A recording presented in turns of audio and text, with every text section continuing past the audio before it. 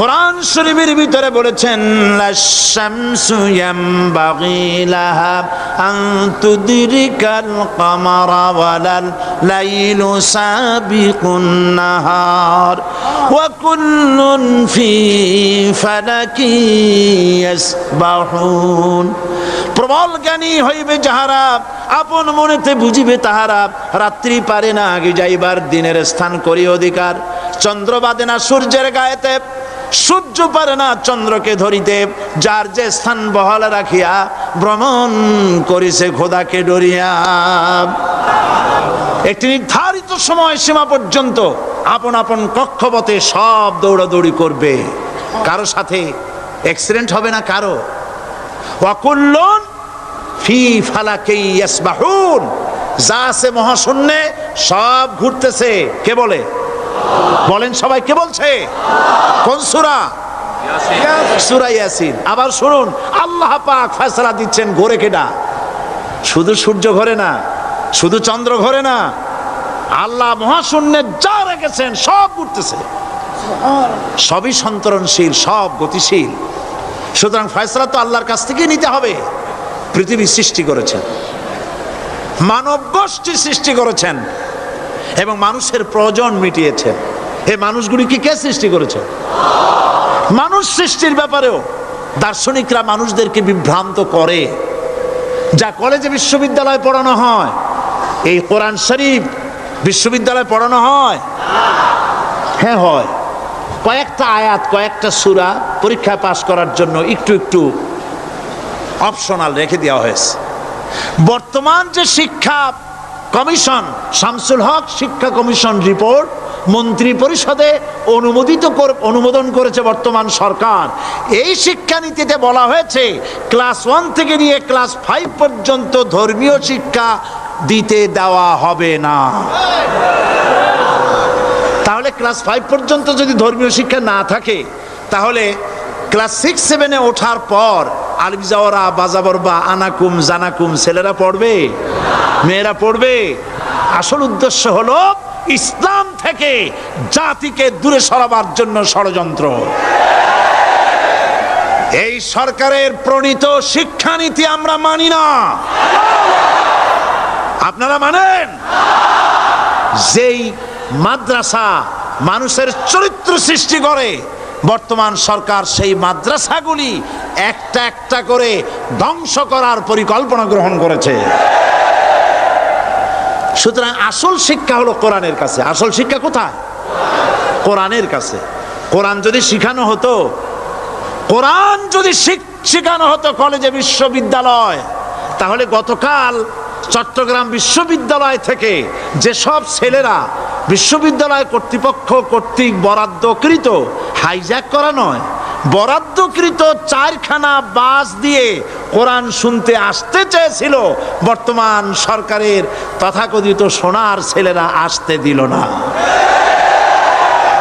কোরআন যদি তারা পড়তো, তাহলে কোরআন শরীফ শুনতে তারাও আসতো। কপাল পোড়া। জোরে বলেন কি? আরো জোরে বলেন কি? কপাল পোড়া। সব ভালো লাগে, কোরআন ভালো লাগে না। এদেরকে শিখানো হয়েছে, আরে তোমরা তো মানুষ না। বলে আমরা কি? তো তোমাদের ডারউইন বাবাজি বলে নাই, শোনো নাই? কি পড়ো টড়ো তোমরা, বুদ্ধি শুদ্ধি রাখো না। ডারউইন বলেছে, থিওরি অফ ইভলিউশনের মধ্যে বলেছেন মানুষ মানুষ না। বলে কি? মানুষ হলো বান্দর। কপাল পোড়া। কি কপালে লেখা থাকে? কাজে কামে প্রকাশ হয়ে যায়। ডারউইন বলল মানুষ মানুষ না। আল ফ্রয়েড বললেন মানুষ হলো মানুষই ঠিক, তবে মানুষ হলো সেক্স সর্বস্ব জীব। সেক্স সমস্যার সমাধান করলে মানুষের সব সমস্যার সমাধান হয়ে যাবে। কার্ল মার্কস বললেন মানুষ হলো পেট সর্বস্ব জীব, পেট সমস্যার সমাধান করে দিলে সব সমস্যা শেষ। আর ডারউইন বললেন মানুষ মানুষই না, মানুষ কি? বলে বান্দর। ওরাং ওটাং শিম্পাজি আর ব্যাং থেকে মানুষের উৎপত্তি হয়েছে। আমি যখন জীবনের প্রথম শিম্পাজি দেখলাম, ওরাং ওটাং দেখলাম, তখন আমি মনে করেছি যে ডারউইন খামোখা ভুল করে নাই। এইটা দেখেই ও মনে করেছে যে এই হচ্ছে আমার মাতামহের গোষ্ঠী। এ হলো পিতামহের গোষ্ঠী। আপনারা একটু মাথা কাটায় চিন্তা করেন, মানুষ যদি বান্দর থেকে হবে, আজও বানর ফরেস্ট এরিয়া আছে কিনা বাংলাদেশে? চিল্লায় বলেন আছে কিনা? তো মানুষ যদি বান্দর থেকেই হবে, আপনারা কি কোনোদিন দেখেছেন যে একটা বান্দরের কোমর পর্যন্ত মানুষের মতো হয়ে সারছে? আর কিছুদিন গেলেই পুরা মানুষ হয়ে যাবে, গলা পর্যন্ত মানুষের মতো হয়ে গেছে, আর কদিন গেলেই মানুষ হয়ে যাবে। দেখছেন কখনো? আচ্ছা আপনারা বলেন, পাবদা মাছ আপনারা চট্টগ্রামে কি বলেন? পাবদাই বলেন। পাবদা মাছ দেখতে কি মাছের মতো লাগে? বোয়াল মাছের মতো। কোন পাগলে কি বলছে কথা যে বোয়ালের পূর্বপুরুষ পাবদা? পাবদাগুলি পুটি টুটি খাইয়া খাইয়া আস্তে আস্তে বোয়াল হয়ে গেছে, এ কথা কেউ বলে? আচ্ছা, শোলের যে ছোট সাইজ, শোল মাছ, গজাল মাছ, এর যে ছোট্ট সাইজ ভর্তা করে খায়, শুটকি বানায় খায়, ওগুলোর কি বলে? টাকি মাছ। এই টাকি মাছ দেখতে শোল মাছের মতো।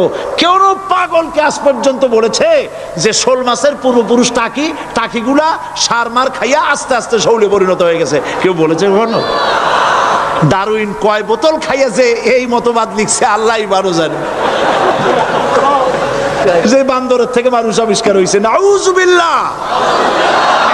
এগুলি পড়ানো হয় কলেজে, বিশ্ববিদ্যালয়, তাই আমাদের সোনার ছেলেরা বান্দরামি করে। ওদের যদি পড়ানো হইতো তোমরা বান্দরের গোষ্ঠী নও, তোমরা মানুষ, মর্যাদা কার বেশি, বান্দরের না মানুষের? এ পৃথিবীর প্রথম মানুষকে আদম আলাইহিস সালাম। আদম হইছেন কি দিয়ে? মাটি দিয়ে। আল্লাহ রাব্বুল আলামিন যিনি মানুষ সৃষ্টি করেছেন, তিনি কোরআন শরীফের ভিতরে বলে দিয়েছেন, আমি প্রথমেই বলেছি, আপনারা লক্ষ্য করুন, এই কোরআন তাবিজের কিতাব নয়, এই কোরআন তদবিরের কিতাব নয়, ঝাড়ফুঁকের কিতাব নয়। কোরআন হলো পৃথিবীর মানুষের জন্য কোড অফ লাইফ, পূর্ণাঙ্গ জীবন বিধান। সব কিছু আল্লাহ পাক কোরআনের ভিতরে বলে দিয়েছেন, কোনো জিনিস বাদ দেন নাই। আপনি আমি কেমনে সৃষ্টি হয়েছি আল্লাহ পাক কোরআনের ভিতরে বলেছেন, ইন্না খালাকনাকুম মিন তুরাবিন সুম্মা মিন নুতফাতিন সুম্মা মিন আলাকাতিন সুম্মা মিন মুদগা। নিষ্প্রাণ মাটি দিয়ে তোমাকে উৎপন্ন করা হয়েছে, নিষ্প্রাণ মাটির উপাদান দিয়ে তোমাকে তৈরি করা হলো। মায়ের পেটের ভিতরে এক ফোঁটা নাপাক পানি জমাট রক্তে পরিণত হয়ে গেল, জমাট রক্ত আস্তে করে গোস্ত পিণ্ড হলো, গোস্ত পিণ্ডকে সুন্দর করে সাজায়া হাড্ডি গুড্ডি বানায়া স্ট্রাকচার তৈরি করে তার উপরে ফাকাসাউনাল ইযামা লাহমা, চামড়া দিয়ে গোস্ত দিয়া সাজায়া সুন্দর করে বানালাম। আল্লাহর পরিচয় শুনুন, আল্লাহ আমার কেমন আল্লাহ। মায়ের পেটের ভিতরে সন্তান বানায়া এরপরে যখন রূহ দেওয়া হয়েছে, ক্ষুধা লেগেছে, খাবারের প্রয়োজন হয়েছে, আল্লাহ রাব্বুল আলামিন ওই কচি বান্দা মায়ের পেটে বসে কি খাবে, সেজন্য তার মা চিন্তা করে নাই, বাবা চিন্তা করে নাই, সরকার চিন্তা করে নাই। আল্লাহ রাব্বুল আলামিন মায়ের মাসিক অসুখকে বন্ধ করে দিয়ে সন্তানের নাভির সাথে আর মায়ের নাভির সাথে তার লাগায়া, পাইপ লাগায়া মায়ের মাসিক অসুখের রক্তগুলি দিয়ে সন্তানকে বড় বানালেন। মুখ দিয়া এই রক্ত পান করালেন না, মুখটাকে পবিত্র রেখে দিলেন যাতে করে পৃথিবীতে আসার পর ওই মুখ দিয়া আল্লাহ রাব্বুল আলামিনের জিকির করতে পারো। সন্তান মায়ের ভিতরে পেটের ভিতরে বড় হলো, আল্লাহ রাব্বুল আলামিন বলেন মাস দিন যখন পুরা হয়ে গেল, সুম্মা নুখরিজুকুম তিফলা, বাচ্চার আকারে পৃথিবীতে নিয়ে আসলাম। এখন খাবা কি? পৃথিবীতে যখন বাচ্চা এলো তখন তার পেটের সাথে যে সংযোগ ছিল মায়ের নাভির সাথে আর সন্তানের নাভির সাথে, সেই সংযোগ তার আর কি থাকলো? কি করা হলো? কেটে দেওয়া হলো। লক্ষ্য করুন, জন্য একটি মাত্র পাইপ আল্লাহ লাগাইছিলেন। পৃথিবীতে সন্তান আসার সঙ্গে সঙ্গে পাইপটা কেটে দেওয়া হলো। এবার কি খাবে? আল্লাহ রাব্বুল আলামিন মায়ের বুক থেকে সন্তানের জন্য এবার সিঙ্গেল সিগন্যাল, তার জন্য সিঙ্গেল কোন লাইন যেটা ছিল কেটে দিয়া মায়ের বুক থেকে সন্তানের জন্য ডাবল লাইন আল্লাহ চালু করে দিলেন। এমন দুধ বানায় দিলেন যা শুধু খাবার নয়, শুধু ফুড ভ্যালু নয়, এই দুধের ভিতরে ক্যালসিয়াম, এর মধ্যে ভিটামিন, এর মধ্যে আয়রন, এর মধ্যে মেডিসিন। দুনিয়ার এই সন্তান ছিল ফি কারারিম মাকিন, সুরক্ষিত জায়গার ভিতরে ছিল। কোনো পলিউশন সেখানে যেতে পারতো না, রোগের জার্ম সেখানে যেতে পারতো না। দুনিয়ায় এলো দূষিত আবহাওয়ার ভিতরে। এই সন্তানকে এখনই অ্যান্টিবায়োটিক খাওয়ালে পরে অসুবিধা হবে। আল্লাহ রাব্বুল আলামিন মায়ের দুধের ভিতরে ঔষধ দিয়া রোগের প্রতিষেধক বানায়া দিলেন। এ হলো আমার আল্লাহ। এ আমার কে? আল্লাহ। জোরে বলেন আল্লাহ। আল্লাহ আল্লাহ রাব্বুল আলামিন মায়ের দুধ দিয়ে সন্তানকে বড় করলেন আর শোনায় দিলেন, খবরদার এই মায়ের সাথে, এই বাপের সাথে নাফরমানি করবি না।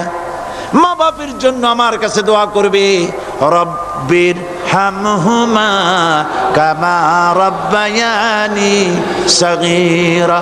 সবাই পড়েন আমার সাথে, রব্বির হামহুমা কামা রাব্বায়ানি সাগীরা।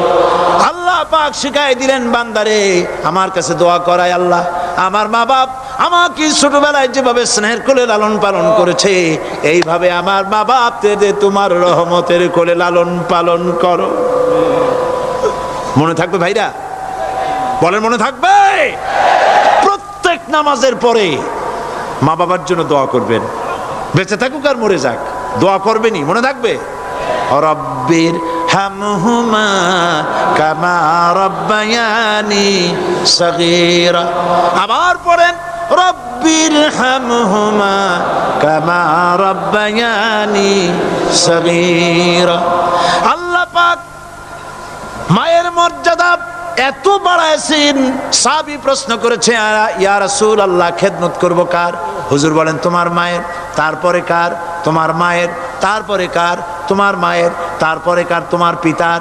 বাপের চাইতে মায়ের মর্যাদা আল্লাহ 3 গুণ বাড়াইয়া দিলেন, 3 গুণ বৃদ্ধি করে দিলেন। হাদিস শরীফে এসেছে, হযরত আবী হুরায়রা রাদিয়াল্লাহু তাআলা আনহু রাসূলের কাছে এসে রাতের বেলায় কাঁদতেছিলেন। হুজুর প্রশ্ন করলেন, আবু হুরায়রা কাঁদো কেন? হযরত আবু হুরায়রা বলছেন, হুজুর মা আমাকে মেরেছে। তিনি প্রশ্ন করলেন, আচ্ছা মা তোমার মারলো কেন? তুমি কি কোনো বেয়াদবি করছো? তিনি বললেন না। তবে মারলো কেন? হযরত আবু হুরায়রা বলেন, ইয়া রাসূলুল্লাহ আপনার খেদমত থেকে বাড়ি ফিরতে আমার দেরি হয়ে গিয়েছিল। গভীর রাত্রে যখন বাড়ি গেছি, মা আমাকে প্রশ্ন করলেন, বাবা দেরি হলো কেন, কোথায় ছিলি? তাম পৃথিবীর মানুষ যেই কদম মোবারক চুমু দিতে পারলে ধন্য হয়ে যায়, সেই আখিরি জামানার পয়গম্বর নবী মুহাম্মদ রাসূলুল্লাহ সাল্লাল্লাহু আলাইহি সাল্লামের দরবার থেকে আসতে আমার দেরি হয়ে গেছে। ইয়া রাসূলুল্লাহ আমার মা আপনার নাম শুনে তার গা জ্বলে উঠল, তিনি কাফের মুশরিকা। আপনার নাম শুনে অগ্নি শর্মা হয়ে আমাকে ধরে পিটানো আরম্ভ করলেন আর বললেন, আবু হুরায়রা হয় মুহাম্মদ সাল্লাল্লাহু আলাইহি সাল্লামের বাড়ি ছাড়বি, নইলে আমার বাড়ি ছাড়বি, কি করবি বল? মার খেতে খেতে আমি বললাম, মা তোমার গায়ে যত শক্তি আছে আমারে মারো, তোমার বাড়ি শুদ্ধ, তাম দুনিয়াটা ছেড়ে দিতে পারি, মুহাম্মদ রাসূলুল্লাহর কদম মোবারক ছেড়ে দিতে পারি না। হুজুর আমার মা গলা ধাক্কা মেরে আমাকে বের করে দিয়েছেন। হুজুর বলছেন, আবু হুরায়রা মা তোমাকে মেরেছে আর আমার কাছে নালিশ করছো, আমি তোমার মায়ের কোনো বিচার করতে পারবো না। সুবহানাল্লাহ। এত বড় পাওয়ারফুল নবী, শানওয়ালা, ইজ্জতওয়ালি, বরকতওয়ালি, এত বড় নবী বলছেন মা মেরেছে, আমার করার কিচ্ছু নাই। সুবহানাল্লাহ। তোমার মা মুশরিকা হোক আর যাই হোক তোমার মা। সুবহানাল্লাহ বলেন। আমার বন্ধুগণ, হযরত আবু হুরায়রা বলেন, ইয়া রাসূলুল্লাহ, মায়ের বিরুদ্ধে কোনো অভিযোগ নিয়ে আমি আপনার কাছে আসি নাই। হুজুর বললেন, কেন আসছো বলো খুলে। আবু হুরায়রা বলেন, হুজুর আমি জানি আপনি আল্লাহর দরবারে যদি কোনো ব্যাপারে হাত তোলেন আল্লাহ মঞ্জুর করে ফেলেন। আপনি দয়া করে আমার মার জন্য দোয়া করেন, আল্লাহ যেন হেদায়েত দিয়ে দেন।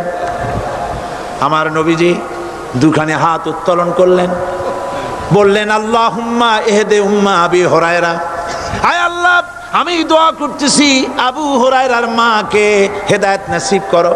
হুজুর হাত তুলে মোনাজাত করছেন, আবু হুরায়রা দৌড় দিলেন বাড়ির দিকে। কয়েকজন সাহাবী হযরত আবু হুরায়রার জামা টেনে ধরেছে, এই ভদ্রলোক দৌড়ায় কেন? এত শান্ত মানুষ, কখনো গরম হয়ে কারোর সঙ্গে কথা বলে না।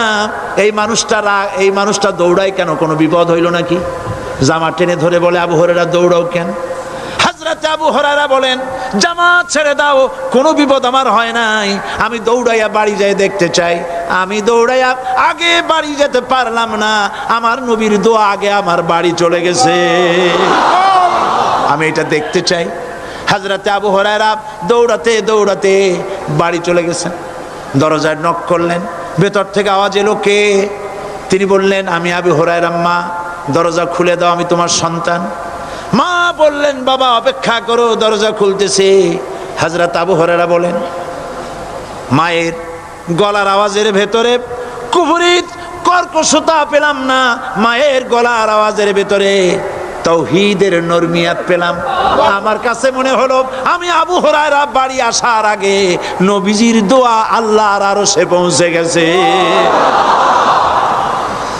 আবু হুরায়রা বলছেন, মা আমার কিছুক্ষণ পরে ঘরের থেকে বেরিয়ে এসেছেন, আমি দেখলাম মায়ের শরীর ভিজা, মাথার চুল দিয়া পানি টপকাচ্ছে।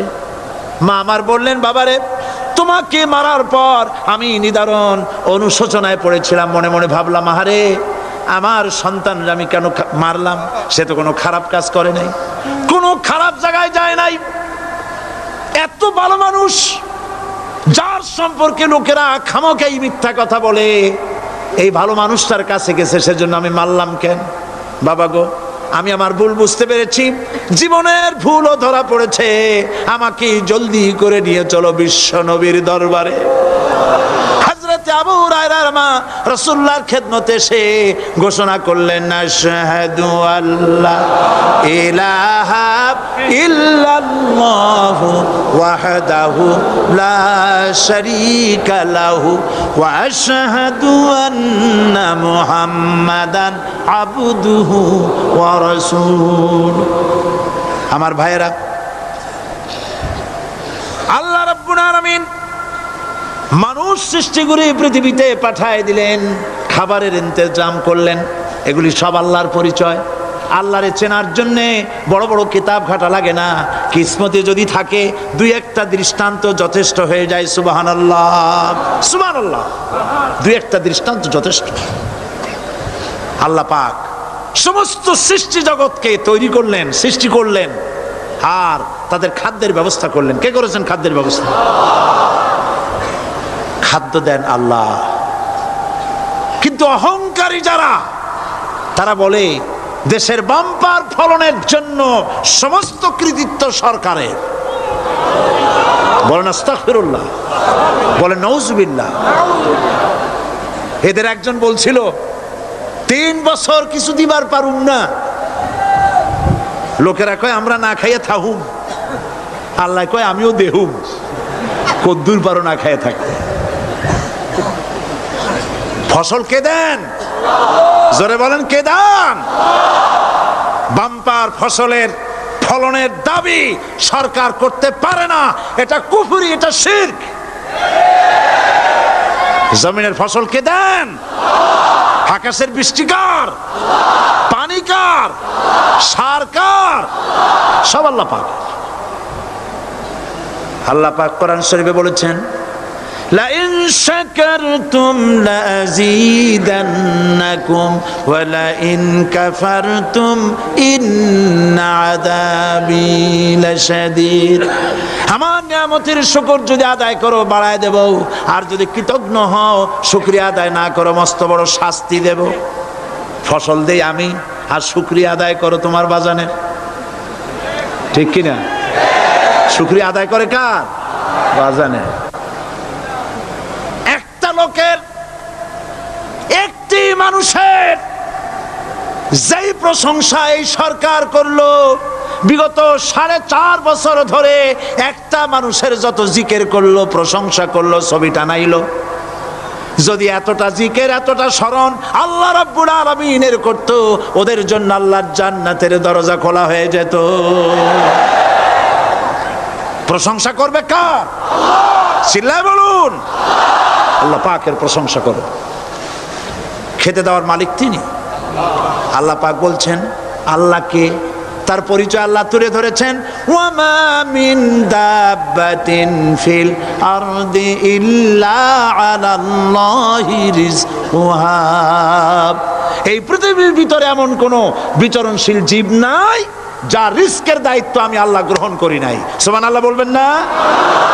রিস্কের দায়িত্ব কার হাতে? আচ্ছা দেখুন তো, পৃথিবীর সমস্ত সরকারের কাছে বিভিন্ন মন্ত্রণালয় আছে না?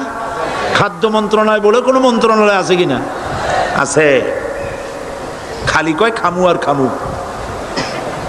খাদ্য মন্ত্রণালয় আছে, থাকার পরেও মানুষ না খাইয়া মরে, ঠিক কিনা? এবার একটু তাকান তো, জ্ঞানের চক্ষু দিয়া তাকান। ফরেস্ট এরিয়া, বাঘ আছে কিনা? নাই। সিংহ আছে কিনা? গন্ডার আছে কিনা? হাতি আছে কিনা? বিশাল বিশাল প্রাণী আছে কিনা? জঙ্গলে ছোট্ট প্রাণী থেকে, পোকা থেকে শুরু করে গন্ডার পর্যন্ত, টুনটুনি পাখি দিয়ে শুরু করে ঈগল পাখি পর্যন্ত, নদীর ভিতরে ছোট্ট চুনু পুঁটি থেকে শুরু করে তিমি মাছ পর্যন্ত।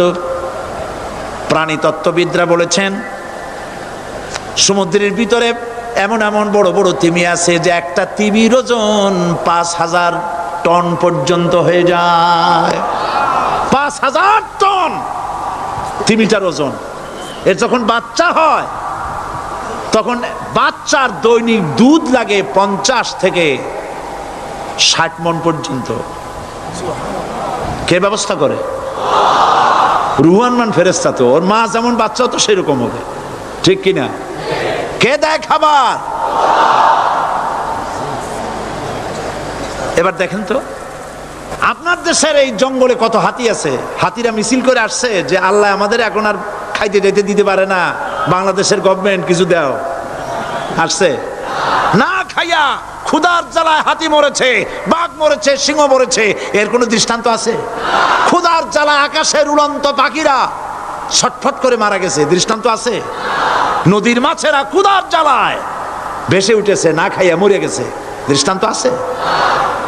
মহান আল্লাহ রাব্বুল আলামিন কোরআন শরীফের ভিতরে বলেছেন অনেক প্রাণী এমন আছে যারা তাদের খাদ্যকে সঞ্চয় করে না, খাদ্যকে জমা করে না, আহরণ করে না।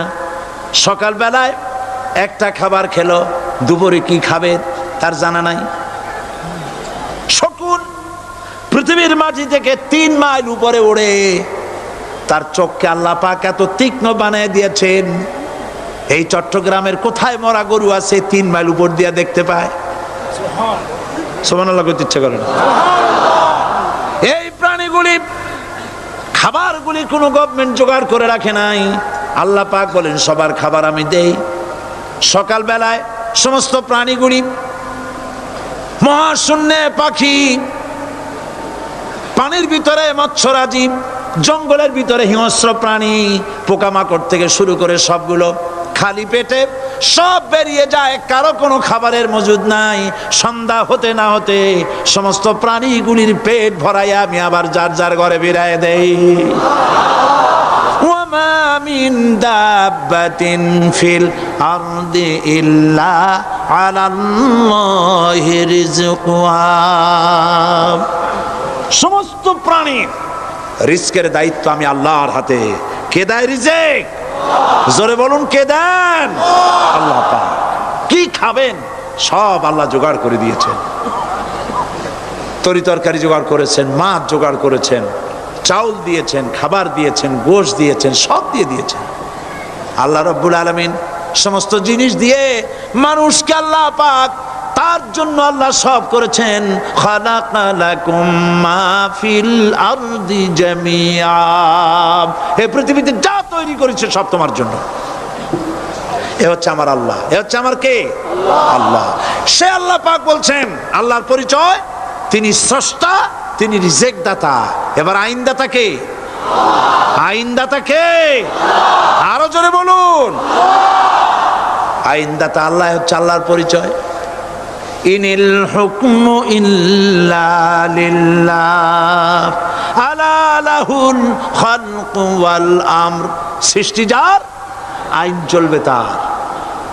আমার দেশে আল্লাহর আইন চলছে? আমাদের দেশের কল কারখানা, ক্ষেত খামার, অফিস আদালত আল্লাহর আইন অনুযায়ী চলে? চলে না। বরং আল্লাহর আইনকে মুছে ফেলার জন্য, নিজেদের আইন সৃষ্টি করার জন্য প্রচেষ্টা চালানো হচ্ছে। আল্লাহর আইন মানুষের জন্য সব থেকে বেশি উপযোগী, কারণ সৃষ্টি করেছেন কে? বলেন, কে করেছেন? আল্লাহ। প্রত্যেকটি মেশিন আপনি যা কিনবেন, রেডিও হোক, টিভি হোক, যে কোনো যন্ত্র হোক, গাড়ি হোক, তার সাথে একটা লিটারেচার, একটা বই তার সঙ্গে দিয়ে দেওয়া হয়। ওই বইয়ের মধ্যে লেখা থাকে এটা কিভাবে চালানো হবে, অপারেট করা হবে, তার সিস্টেম লেখা থাকে। আপনার ইচ্ছা মতো চালাইলে হবে না। এই মানব গোষ্ঠীকে সৃষ্টি করেছেন। এখন আপনি যদি আপনার আইন মতো চালান, তা কি চলবে? চলবে না। আপনি আপনার আইন মতো চালাচ্ছেন, ভালোভাবে চলতেছে? চলতেছে না। স্বরাষ্ট্রমন্ত্রী বলতেছেন সন্ত্রাসীদেরকে মাটির তলা থেকে খুঁজে বের করা হবে, কিন্তু নাকের উপর দিয়া ব্রিফকেস চুরি হয়ে যায়, উনি তা ধরতে পারেন না। এই হলো আইন। অনাবরত খুন হচ্ছে, অনাবরত সন্ত্রাসী তৎপরতা চলছে। আর ওনারা বলছেন আগের থেকে এগুলি চলে আসছে, একজনের খুনের বিচার না হইলে এরকম খুন তো হইতেই থাকবে। তাহলে খুনকে, হত্যাকে, সন্ত্রাসকে সরকার জাস্টিফাইড করছেন। নাউজুবিল্লাহি মিন যালিক। এই জন্য আইন হতে হবে আল্লাহর। আইন হতে হবে কার? চিল্লায় বলেন, আল্লাহ পাকের আইন হতে হবে। আমি একদিন পার্লামেন্টে বলেছিলাম,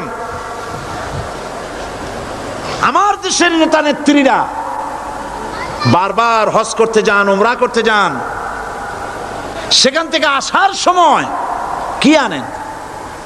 আতর, পাথর, সুরমা আর খুরমা, এই কিছু নিয়ে আসলেন। কিন্তু আমি বলেছি, আপনারা কি কিছু চোখে দেখেন না? পার্লামেন্টে এইভাবে বক্তৃতা করেছে, কিছু চোখে দেখেন না? আমি প্রশ্ন করে আমি আবার জবাব দিচ্ছি, আপনারা যারা হজ করতে যান, উমরা করতে যান, হজের কথাই ধরি, এই হজ করতে যখন যান তখন মুজদালিফায় একটা রাত কাটাইতে হয়। সেটা কোন দিন? ইয়ৌমে আরাফার পরের দিন। এই মাঠে দালান কোঠা আছে, এখানে বেড়া আছে, শামিয়ানা আছে, পর্দা আছে, তাবু আছে, কিচ্ছু নাই। লক্ষ লক্ষ নারী আর পুরুষ পাশাপাশি শুয়ে থাকে, তাও সুবহানাল্লাহ কইতে ইচ্ছা করে না। সারা রাত জনে জনে পুলিশ পাহারাদার নাই। কিরকম মেয়ে এলো, চাঁদের সৌন্দর্য হার মানায় দিতে পারে এরকম সুন্দরী, এরকম সুন্দরী নারী, সুদর্শন পুরুষ পাশাপাশি রাস্তার ধারে মরুভূমির ভিতরে সারা রাত কাটাচ্ছে। ইয়ৌমে আরাফার পরের রাতটা, একটা রাত পুরা। এভাবে চলতেছে বছরের পর বছর।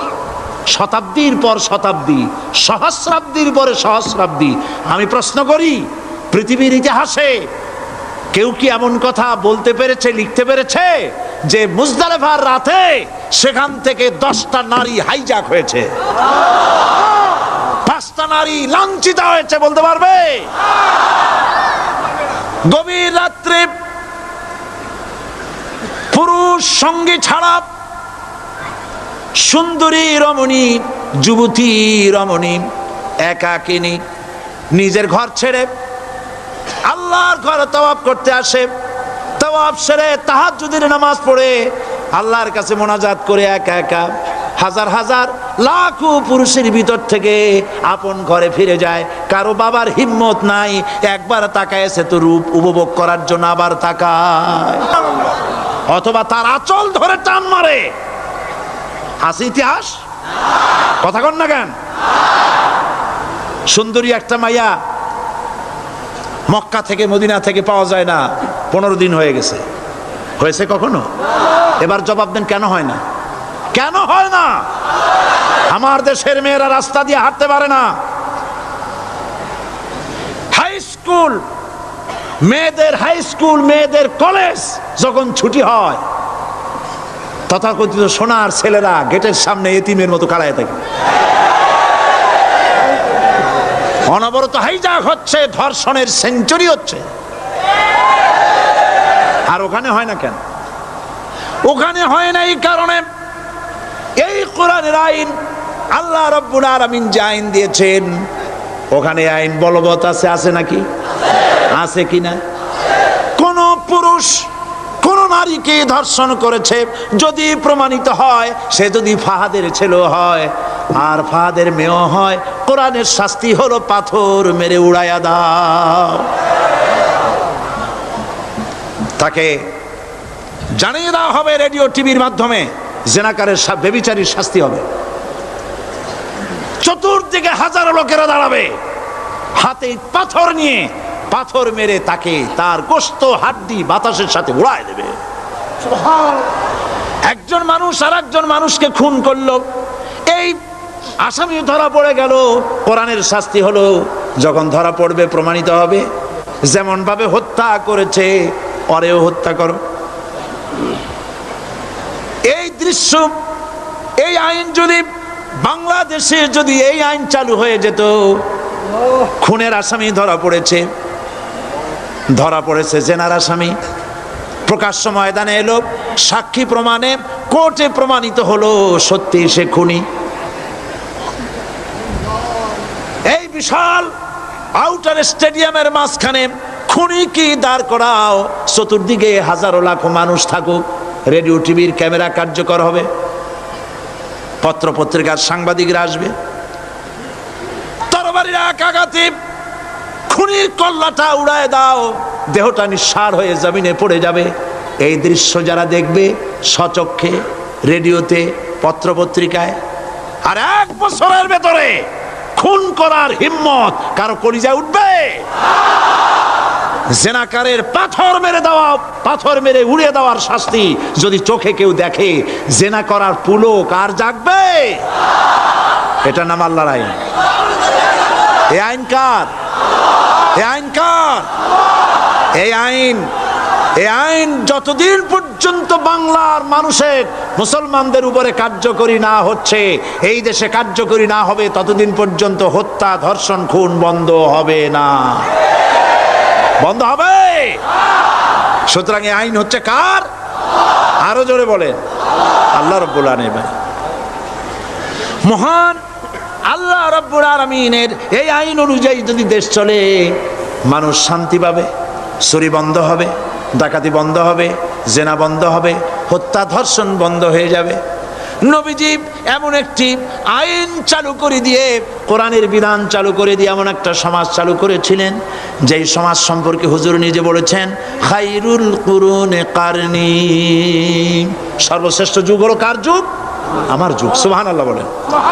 রাসূলের যুগ হলো সর্বশ্রেষ্ঠ যুগ। সেই কোরআন, সেই হাদিস আজও আছে না নাই? বলেন জোরে, আজও আছে না নাই? সেই কোরআন এবং সুন্নাহ দিয়ে দেশ শাসন হোক, এটা কি আমরা চাই? কারা কারা চাই দু হাত উঁচু করে দেখা।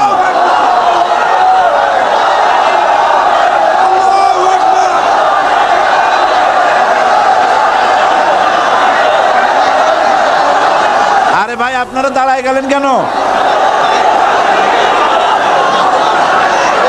বসেন বসেন।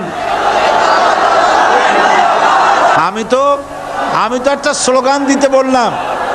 হাত দেখতে চাইছি আমি, মাথা দেখতে চাই নাই। এই সুযোগে কোমরটা সোজা করে নিলেন।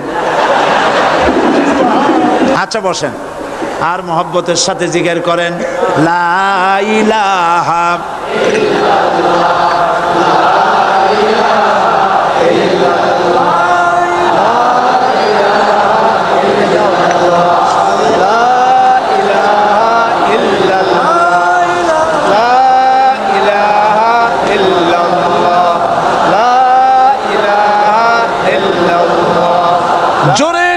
সবাই জিকির করেন লা ইলাহা ইল্লাল্লাহ লা ইলাহা লা ইলাহা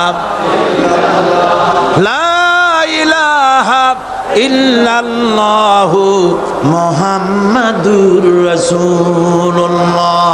বসুন, আমরা মুনাজাত করব।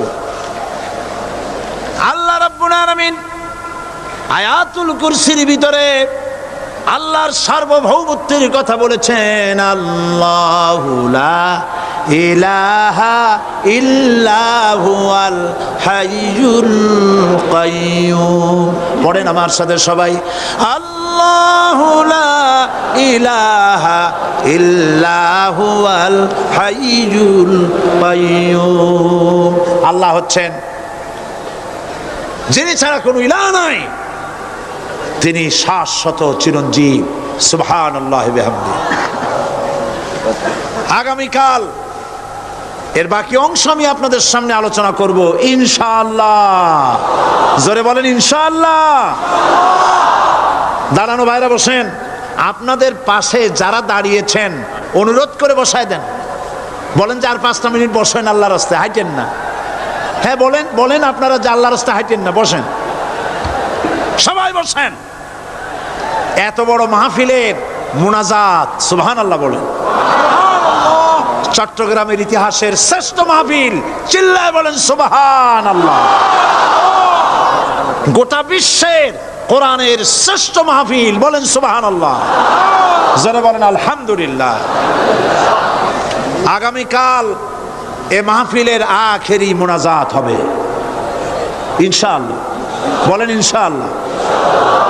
আমি আন্তরিকভাবে দুঃখিত, প্রতি বছর আমার মা বোনদের জন্য, চট্টগ্রামবাসী আমার মা বোনদের জন্য আলাদাভাবে তাদের প্রশ্নের উত্তর দেই এবং তাদের সামনে কোরআন হাদিসের কথা আলাদাভাবে বলি। এবছর দিন কম হয়ে গেল বলে মহিলারা, মা বোনেরা বঞ্চিতা হয়ে গেলেন। শিশু কিশোরদের জন্য আলাদাভাবে সমাবেশ করা হয়, তাও বঞ্চিত হয়ে গেল। এই বিশাল তাফসীরুল কোরআন মাহফিলের বরকত থেকে চিটাগংবাসীকে যারা বঞ্চিত করলো, আল্লাহ তাদের হেদায়েত নসিব করে দিন। যদি হৃদয় থাকে, যদি হৃদয় বলে কিছু থাকে, বিবেক বলে যদি কিছু থাকে, আর শরীর যদি মুসলমানের পিওর রক্ত থাকে, তাহলে বাড়ি বসে অনুশোচনা করা উচিত, চোখের পানি ফেলানো উচিত ওই সব লোকের যারা এই বরকতপূর্ণ মাহফিলকে বাধা দিয়েছে। আর যাদের কলজার মধ্যে আল্লাহ মোহর মেরে দিয়েছে, এগুলোর তো হেদায়েত হবে না। যাদেরকে আল্লাহ পাক তৈরি করেছেন জাহান্নামের জন্য, ওদের কাছে মাহফিল অসহ্য, সহ্যই হবে না। নাউজুবিল্লাহ বলেন। চট্টগ্রামবাসীর জন্য তাফসীরুল কোরআন মাহফিল নিয়ামত। এই নিয়ামত কিয়ামত পর্যন্ত আল্লাহ টিকায় রাখুন, বলি আমিন। আগামীকালের আখেরি মোনাজাতে সমস্ত মুসলমান চতুর্দিক থেকে আল্লাহ পাকের নারা লাগাতে লাগাতে আসবেন। আল্লাহু আকবার, নারায়ে তাকবীর। গোটা চট্টগ্রাম, গোটা চিটাগাং শহর আগামীকাল কোরআনের মিছিলের শহর হবে ইনশাআল্লাহ।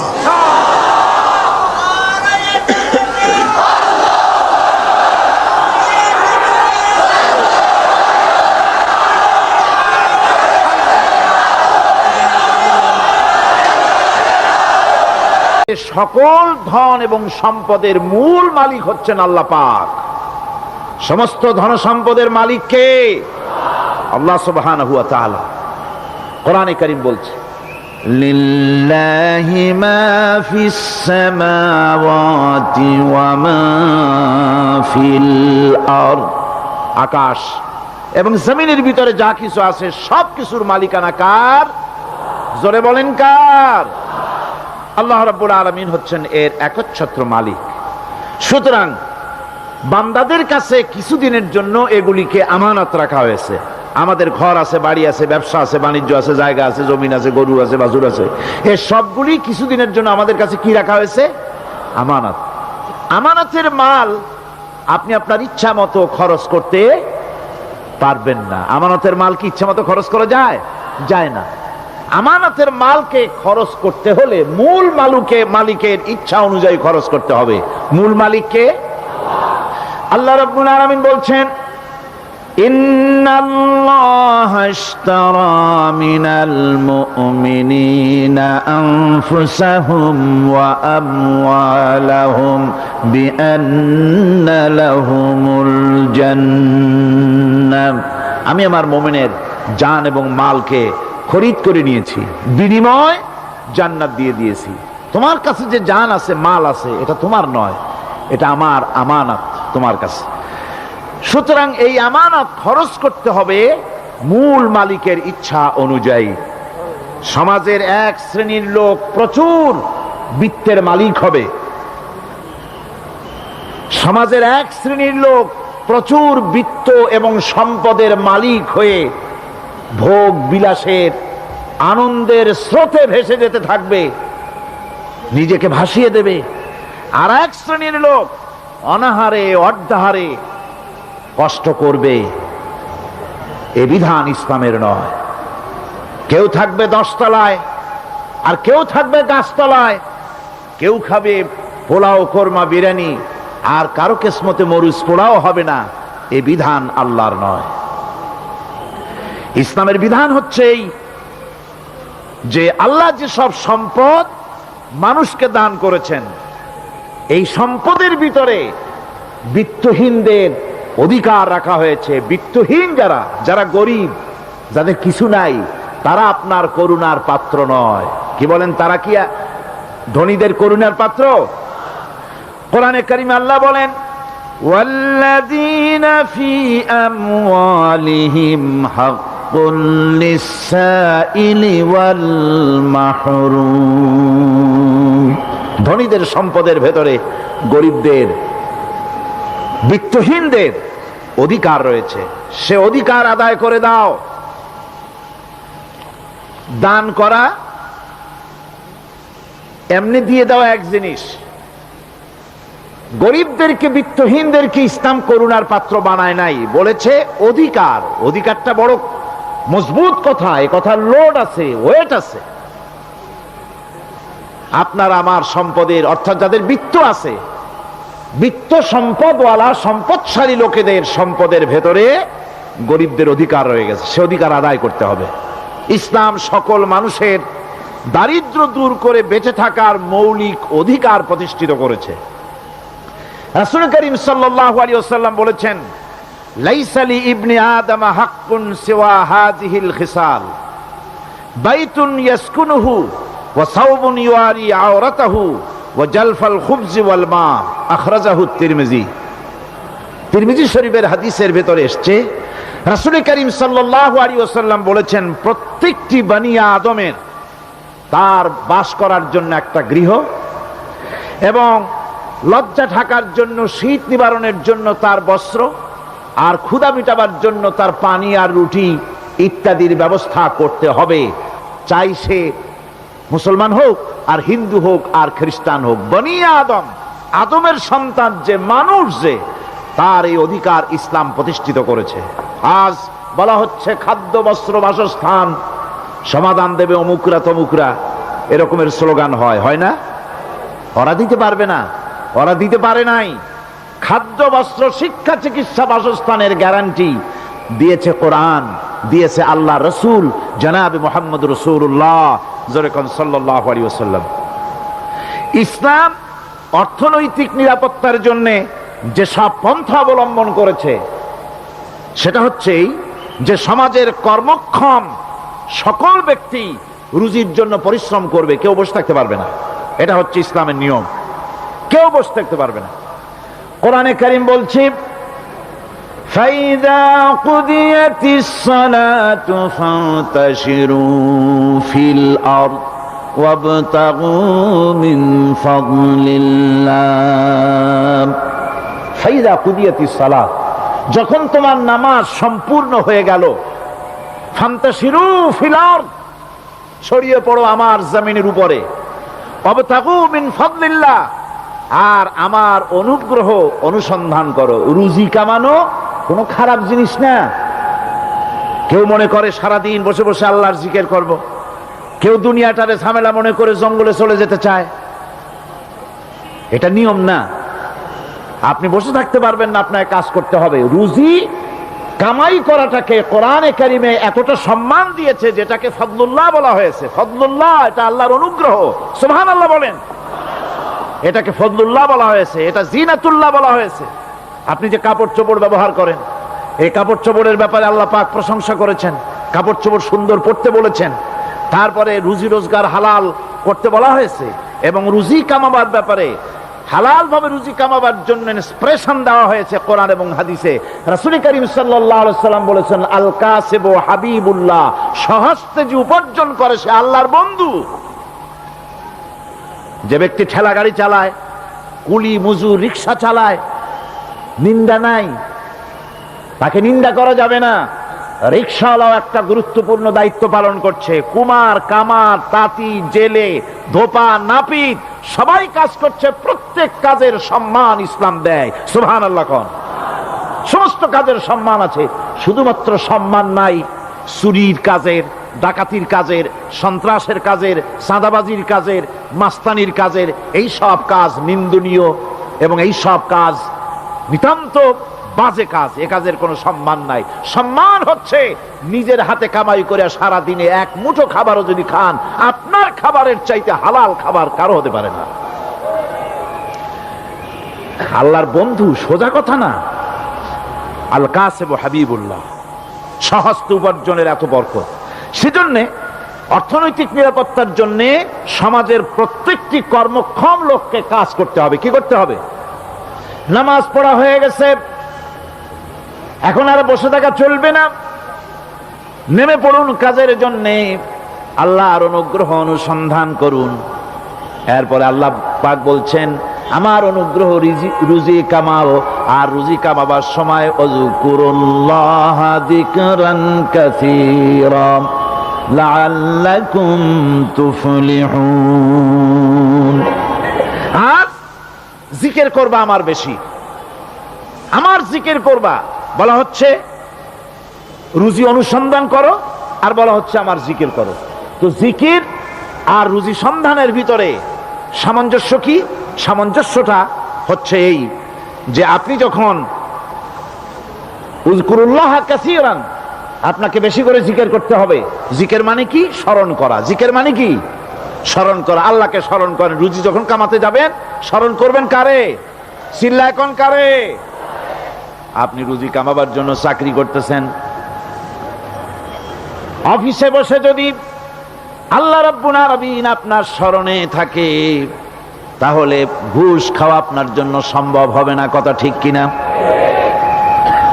আল্লাহ পাক বলছেন, রুজি কামাবার জন্য তুমি যে পরিশ্রম করবে, ওই পরিশ্রমের সময় বেশি বেশি জিকির করো, আমারে স্মরণ রাখো।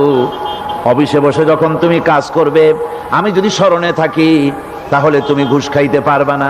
তুমি জমিন চাষ করবে, জমিন চাষ করার সময় আমি যদি তোমার স্মরণে থাকি, জমিনের আইল ঠেলা তোমার পক্ষে সম্ভব হবে না। যত রকমের রুজির রোজগারের পথ আছে আমাকে স্মরণ করো, খারাপ পথ থেকে বাঁচো, হালাল ভাবে রুজি কামাও, হালাল রুজির ভিতরে আল্লাহ রব্বুল আলামিন বরকত দিয়ে দিবেন। আর কাজ করার জন্য বলা হয়েছে, রাসূল করিম সাল্লাল্লাহু আলাইহি ওয়াসাল্লাম বলেছেন, ইজা সাল্লাইতুমুল ফাজরা ফালা তানুমু আন তালবি আরযাকিকুম। ফজরের নামাজ পড়া হয়ে গেছে, ঘুমায়ও না। আমাদের একটা আম অভ্যাস হয়ে গেছে ফজরের নামাজ পড়ে ঘুমানো।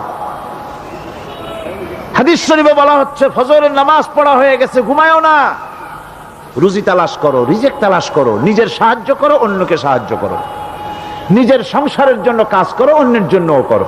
হালাল ভাবে রুজি কামাই করে বউকে একটা ব্লাউজ কিনে দিয়েছেন, একটা শাড়ি কিনে দিয়েছেন, বাচ্চাকে ক্লাসের বই কিনে দিয়েছেন, বাজার থেকে মাছ তরিতরকারি কিনে, অক্ষম ব্যক্তিদেরকে সহযোগিতা করবে। যারা নাকি উপার্জন করতে পারে না ওই জাতীয় লোকদেরকে তারা সহযোগিতা করবে। ওয়াকফুলু গানিয়ুহুম ফাকিরাহুম, সেই সমাজের যারা নাকি সামর্থ্যবান তারা রোজগার করবে এবং গরিবদেরকে সহযোগিতা করবে। আল্লাহর নবী বলেছেন, সে ব্যক্তি মুমিন নয়, সে ব্যক্তি মুমিন নয়, সেই ব্যক্তি মুমিন নয়। সাহাবায়ে কিরাম হতচকিত হয়ে উঠলেন, প্রশ্ন করলেন, নবীজি কোন ব্যক্তি মুমিন নয়? আল্লাহর নবী বলেন, যেই ব্যক্তি পেট পুরে আরাম করে ঘুমায় গেল এ কথা জানার পর, যে তার প্রতিবেশী না খেয়ে শুয়ে আছে, ক্ষুধার যন্ত্রণায় কাতরাচ্ছে, এ কথা জানার পরে যেই মুসলমান ব্যক্তি আরাম করে পেট ভরে খেয়ে ঘুমায়, সে কখনো মুমিনের দাবি করতে পারে না, মুমিন হতে পারে না। কত বড় কথা!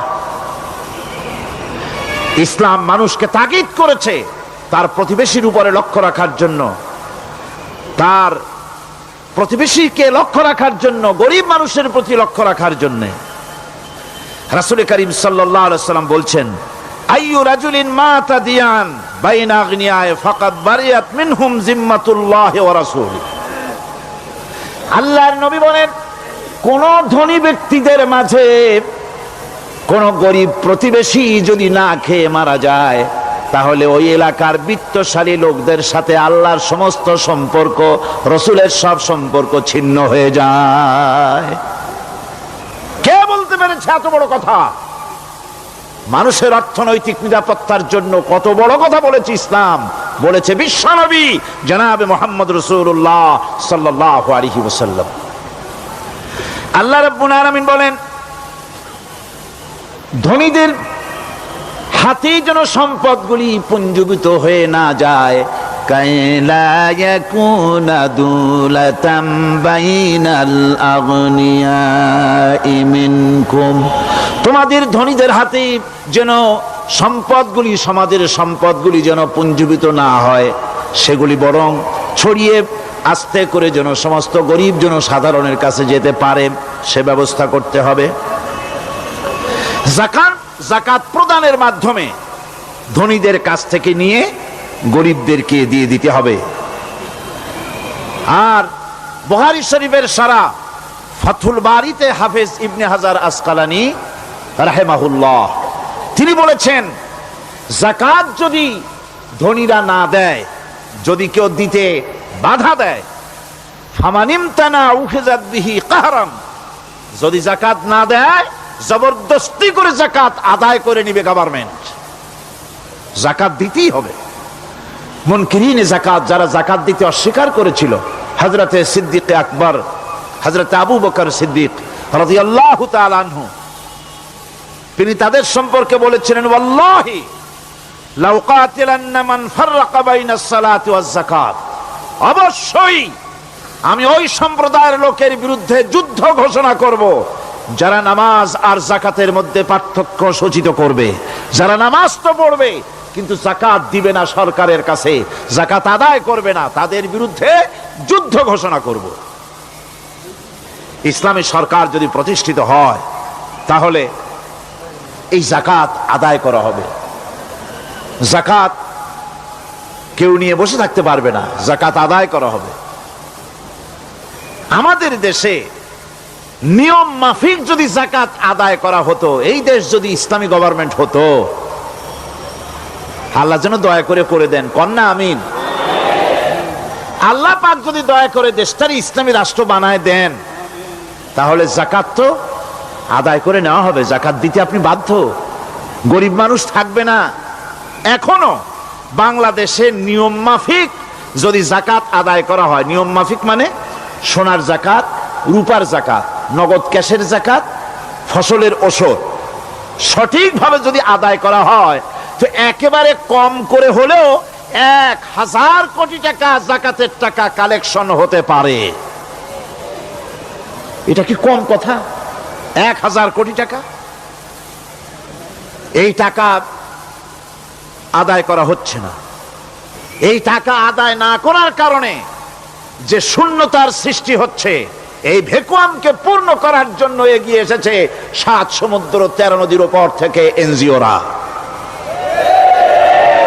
এনজিওরা এসে আমাদের দেশে, সব এনজিও খারাপ আমি তা বলি না, বহু এনজিও আছে যারা এদেশের উন্নয়নের, আর্থসামাজিক উন্নয়নের জন্য তারা প্রচেষ্টা করছে, রাস্তাঘাট, স্কুল কলেজ, চিকিৎসা ইত্যাদির দিকে কাজ করছে। যতগুলি এনজিও আমাদের দেশে আছে, তার ভিতরে 52টা এনজিও গোনা বাছা যারা ইসলামের প্রকাশ্য দুশমন, আর এর শীর্ষস্থানে আছে ব্রাক। এই এনজিও গুলি তারা আমাদের দেশে এসে সুদি কারবার শুরু করেছে, পরিপূর্ণভাবে সুদের কারবার। ব্যাংকের থেকে যদি আপনি লোন নেন, তাহলে 15 or 17% ইন্টারেস্ট দিতে হবে, আর ওদের কাছ থেকে যে সুদ, যে টাকা নেওয়া হয়, সেই টাকায় গ্রামীণ ব্যাংক থেকে শুরু করে ব্রাক বলেন, কারিতাস বলেন, অক্সফাম বলেন, অ্যাডাপ বলেন, যেগুলি আছে, এগুলি সুদ নেয় 30 থেকে 34% পর্যন্ত। গোটা জাতিকে গ্রাম পর্যায়ে তারা সুদের নিবিড় চাষ করতেছে, ঘরে ঘরে সুদ পৌঁছে দিয়েছে, মুসলমান নারীদেরকে বেহুরমতি করেছে, ইসলামের ঐতিহ্য ধ্বংস করতেছে, নারীদেরকে বিপর্দা করতেছে, আমার দেশের ফ্যামিলি স্ট্রাকচারকে এনজিওরা ধ্বংস করে দিচ্ছে।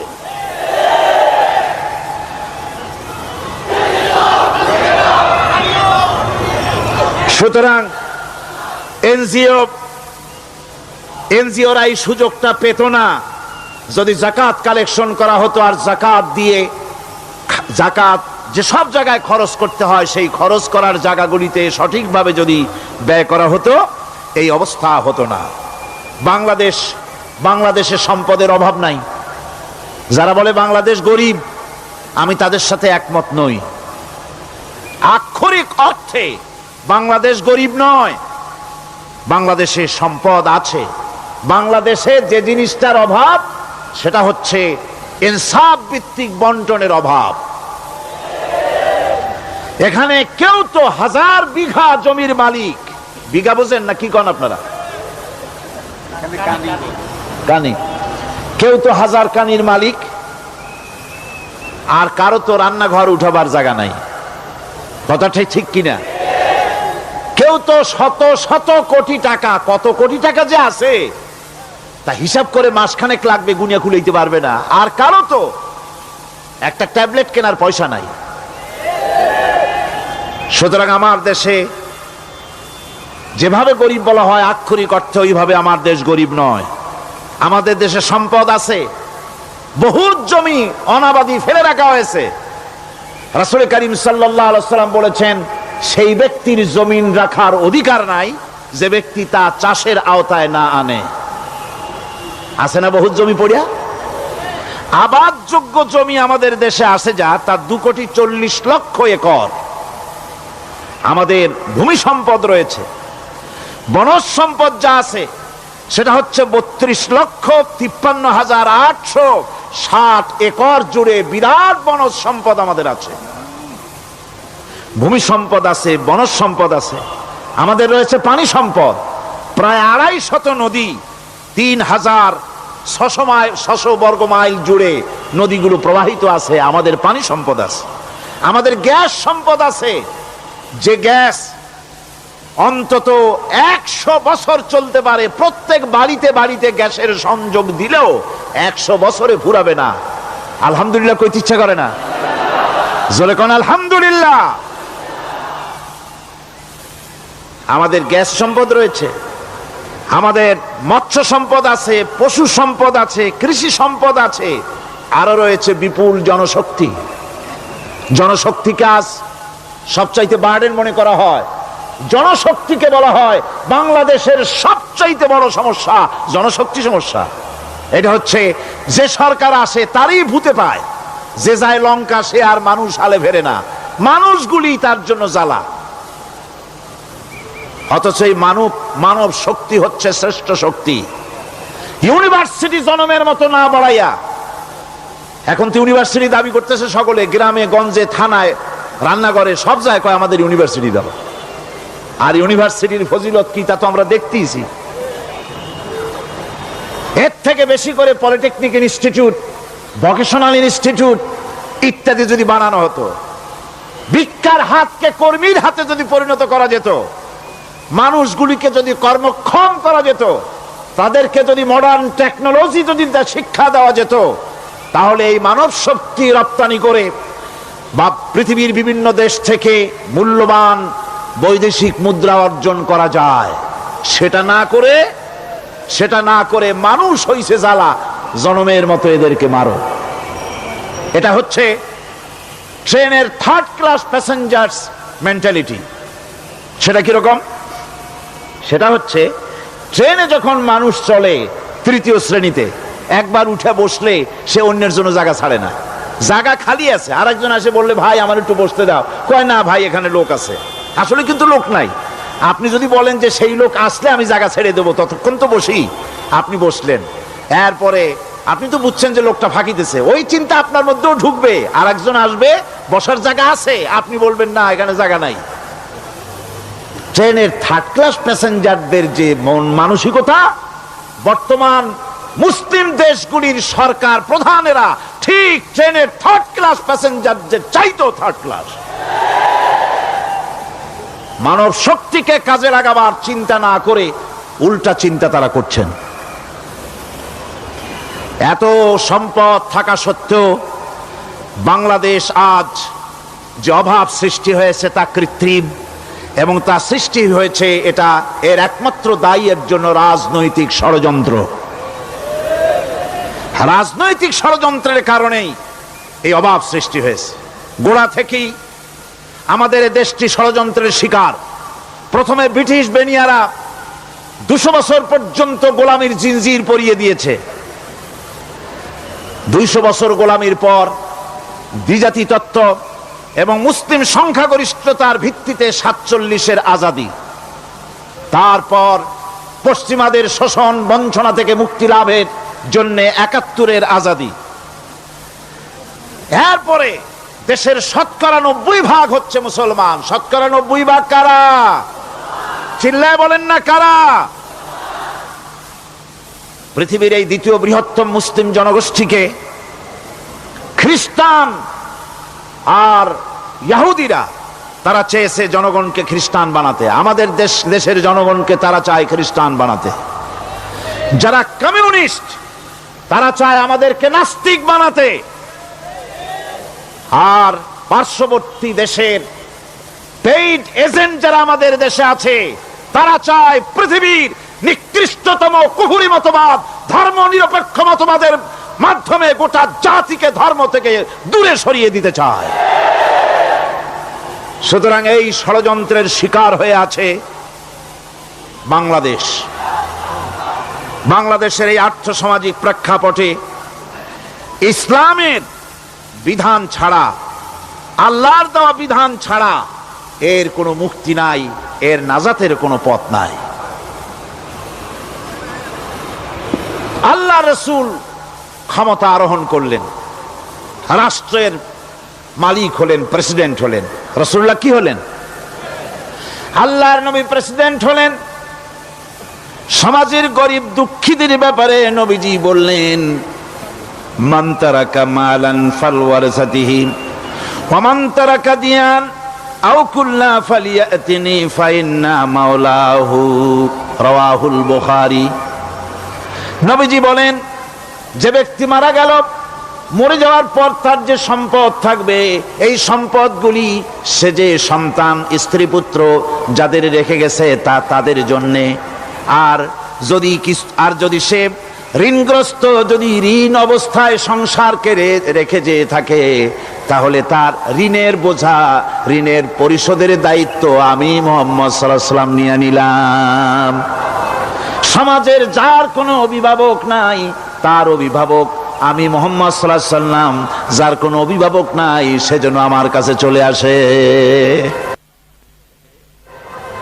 ইসলামী রাষ্ট্র এই বিধান পেশ করেছে। এর চাইতে সুন্দরতম বিধান পৃথিবীতে আর কেউ দিতে পারে নাই। সেজন্য সেই সমাজে চুরি বন্ধ হয়েছে, ডাকাতি বন্ধ হয়েছে, জেনা বন্ধ হয়েছে, সব বন্ধ হয়ে গিয়ে সুন্দর একটি সমাজ প্রতিষ্ঠিত হয়েছিল। আর রাসূল বলেছিলেন, খাইরুল কুরুনে কারনি, সর্বশ্রেষ্ঠ যুগ হলো আমার যুগ। সুবহানাল্লাহি বিহামদিহি। মানুষ দরজা খুলে ঘুমায়েছে, কারো ক্ষুধার কষ্ট নাই, পড়ার কষ্ট নাই, খাবারের চিন্তা নাই, চুরি ডাকাতির ভয় নাই, ভয় মুক্ত। ওই যে গতকাল বলেছিলাম, যেমন একটা সমাজ আসবে, খাব্বাব চিন্তা করো না, আমি কসম করছি এমন একটা সমাজ প্রতিষ্ঠিত হবে যেই সমাজে চুরি ডাকাতি জেনা ব্যভিচার হত্যা ধর্ষণ কোনো ভয় থাকবে না। লা ইয়াখাফু ইল্লাল্লাহ, আল্লাহ ছাড়া কারো কোনো ভয়, মনের ভিতরে ভয় থাকবে না। ওয়ালাকিন্নাকুম তাস্তাজিলুন, তোমরা বড্ড তাড়াহুড়ো করতেছো, বেসবর হচ্ছ, সবর করো, তাড়াহুড়ো করো না। এমন সমাজ আসবে। রাসূলুল্লাহ এরকম একটা সমাজ গোটা পৃথিবীবাসীকে উপহার দিতে পেরেছিলেন না পারেন নাই? পেরেছিলেন কিনা? সেই কথাই আল্লাহ রাব্বুল আলামিনের কথার সঙ্গে বার মিলান। লাইসাল বিররা আন তুওয়াল্লু বুজুহাকুম কিবালাল মাশরিকি ওয়াল মাগরিব, পূর্ব পশ্চিমে কত মাথা ঘুরালে, চেহারা ঘুরালে, এটাই কিন্তু তোমার পুণ্যবান হওয়ার জন্য, নেককার হওয়ার জন্য যথেষ্ট নয়। বরং যথেষ্ট হলো আল্লাহর প্রতি ঈমান আনো, কিতাবের প্রতি, পরকালের প্রতি, ফেরেশতার প্রতি, নবীদের পরে ঈমান আনো। আর আল্লাহর মহব্বতে, আল্লাহর প্রেমে উদ্বুদ্ধ হয়ে আর একটা বড় কাজ করো, সেটা হলো ওয়াতাল মালা আলা হুব্বিহি যাবিল কুরবা ওয়াল ইয়াতামা ওয়াল মাসাকিন ওয়াবনাস সাবিল ওয়াস-সাইলিনা ওয়া ফির রিকাবি ওয়া কামাস সালাতা ওয়া আতাজ যাকাত ওয়াল মুফুনা بعهدهم إذا عاهدوا والصابرين في البأساء والضراء وحين البأس أولئك الذين صدقوا وأولئك هم المتقون।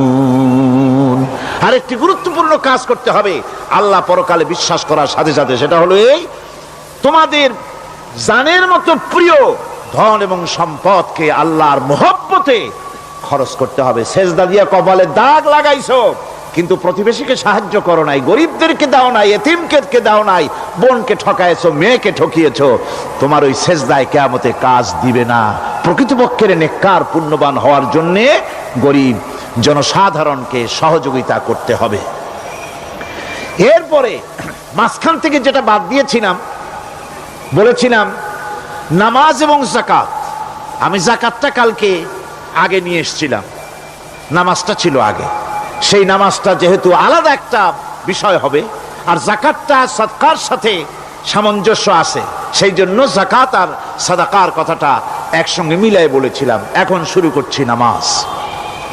সালাত, সালাত এর আবিধানিক অর্থ হচ্ছে কোন জিনিসের দিকে মুখ ফিরানো।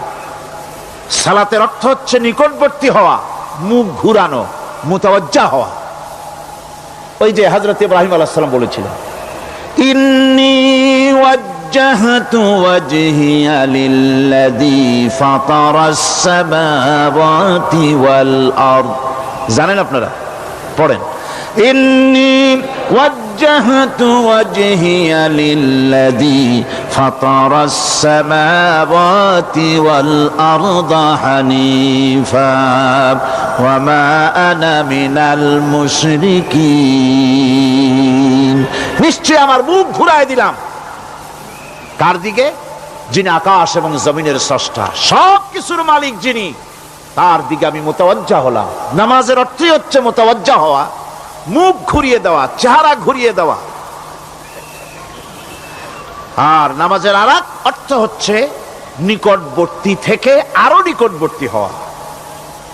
আমরা কি নিকটবর্তী হতে চাই? না বুঝলে কবেন কি? নিকটবর্তী হইতে চাই কার? আল্লাহর। আমরা কি আল্লাহর নিকটবর্তী হতে চাই? আল্লাহ রাব্বুল আলামিন বলেন, নিকটবর্তী হতে হলে ওয়াসজুদ ওয়াকতারিব, সেজদা দাও আর সেজদার মাধ্যমে আমার নিকটবর্তী হয়ে যাও। সেজদা দিলেই আল্লাহর নিকটবর্তী হওয়া যায়। কোন সুবহানাল্লাহ। সাহাবী, আল্লাহর নবীর সাহাবী প্রশ্ন করেছেন, নবীজি, বান্দা কখন আল্লাহর নিকটবর্তী হয়ে যায়?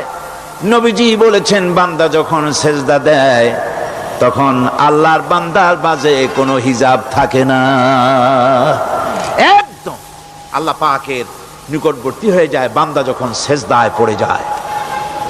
সুতরাং নামাজ হচ্ছে নিকটবর্তী হওয়া, সালাত এটা হচ্ছে নিকটবর্তী হওয়া। নামাজ ফরজ হওয়ার কারণ হচ্ছে এই যে মানুষ আল্লাহর বান্দা বা গোলাম হিসেবে সৃষ্টি হয়েছে, তাই একমুখী হয়ে রবের বন্দিগি করা এটা হচ্ছে তার স্বাভাবিক একটা প্রকৃতি। আল্লাহ রাব্বুল আলামিন এই প্রকৃতির দাবি মিটাবার জন্যই নামাজের ব্যবস্থা করেছেন। মানুষের ফিতরত, মানুষের নেচার, মানুষের ফিতরত হচ্ছে এই যে কারো না কারো কাছে মাথা নত করা, হাত জোড় করা, মাথা নত করা, সার্বভৌমত্বের মালিক কাউকে মনে করা। হাত জোড় করতে হলে, মাথা নত করতে হলে,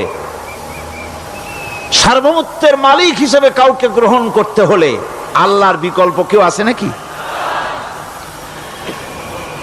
ইসলামের মূল দাওয়াতটা হলো ফিতরাত অনুযায়ী দাওয়াত দেওয়া হয়েছে। মানুষ যেন মাথা নত করে, গোলামি করে। এজন্য আল্লাহ রাব্বুল আলামিন বলেছেন যে আমি মানুষ এবং জিনকে সৃষ্টি করেছি, তার কারণটাই হলো মা খালাকতুল জিন্না ওয়াল ইনসা ইল্লা লিয়াবুদুন। মানুষ আর জিন জাতিকে সৃষ্টি করা হয়েছে ইবাদতের জন্য, গোলামির জন্য। ইবাদত আর গোলামি এটাই করতে হবে, গোলামি করতে হবে, দাসত্ব করতে হবে। আর এই দাসত্ব, আল্লাহর আনুগত্যই গোলামির দাওয়াত দিয়েছেন দুনিয়ার সব নবীরা। কোন নবী বলেন নাই যে আমার গোলামি করো। কেউ বলেছেন? বলেন জোরে, কেউ বলেছেন?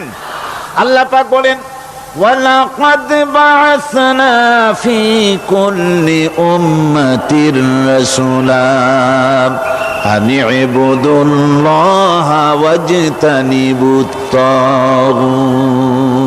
প্রত্যেক জাতির জন্য আমি রাসূল প্রেরণ করেছি, তারা মানুষকে দাওয়াত দিয়েছেন এই কথা বলে যে এক আল্লাহর গোলামি করো, তিনি ছাড়া কোনো ইলাহ নাই, আইন দাতা নাই, বিধান দাতা নাই, তার গোলামি, তার সামনে মাথা নত করে দাও। আর প্রত্যেক নবীর যুগেই নামাজ রোজা শরীয়তের মধ্যে ছিল। নামাজ রোজা কম বেশি প্রত্যেক নবীর জামানায় আল্লাহ পাক এটাকে বাধ্যতামূলক করেছিলেন। নামাজ, রোজা, যাকাত সব নবীদের জন্য বাধ্যতামূলক ছিল, তার উম্মতের জন্য বাধ্যতামূলক ছিল। নামাজ হচ্ছে তাওহীদের অবশ্যম্ভাবী এক বহির্প্রকাশ।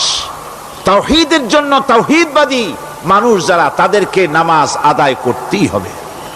আকীদা বিশ্বাসের দিক থেকে তাওহীদ যদি হয় পুরা দ্বীনের মূল উৎস, তাহলে আমলের দিক থেকে নামাজ হচ্ছে পুরা দ্বীনের মূল ভিত্তি। নামাজ হচ্ছে আমলের মূল ভিত্তি। এর বাস্তবায়ন ছাড়া দ্বীন পূর্ণ হয় না। নামাজ মুমিনের কেবলমাত্র একটি উত্তম আমলই নয়, বরং নামাজ হচ্ছে ইমানের মূল ভিত্তি। যার কাছে নামাজ নাই তার কাছে কিছুই নাই। রাসূল করিম সাল্লাল্লাহু আলাইহি ওয়াসাল্লাম বলেছেন যে নামাজ যে ব্যক্তি পড়ে না, আল্লাহ পাকের সাথে তার কোনো সম্পর্ক বাকি থাকে না। সুতরাং এই নামাজটা হচ্ছে এই যে একমাত্র একাগ্র চিত্তে আদবের সাথে আল্লাহর সামনে রুজু হয়ে যাওয়া। কোরআনে কারীম বলছে মুনিবিনা ইলাইহি ওয়াত্তাকুহু ওয়াকিমুস সালাতা ওয়া লা তাকুনু মিনাল মুশরিকিন। তোমরা আল্লাহর দিকে রুজু হয়ে যাও এবং তাকে ভয় করে অন্যায় কাজ থেকে বিরত থাকো, আর নামাজ কায়েম করো, মুশরিকদের অন্তর্ভুক্ত হয়ে যেও না। নামাজ কায়েম করা, নামাজের আদেশ কোরআনে কারীমের মধ্যে আল্লাহ পাক বহু জায়গায় করেছেন। ঈমানের পর নামাজই হচ্ছে সবচেয়ে বড় জরুরি। একজন মানুষ ঈমান আনলো, যেমন কালকে একজন ঈমান এনেছে, ঈমান আনার সাথে সাথে তার প্রথম কাজ কি বলুন?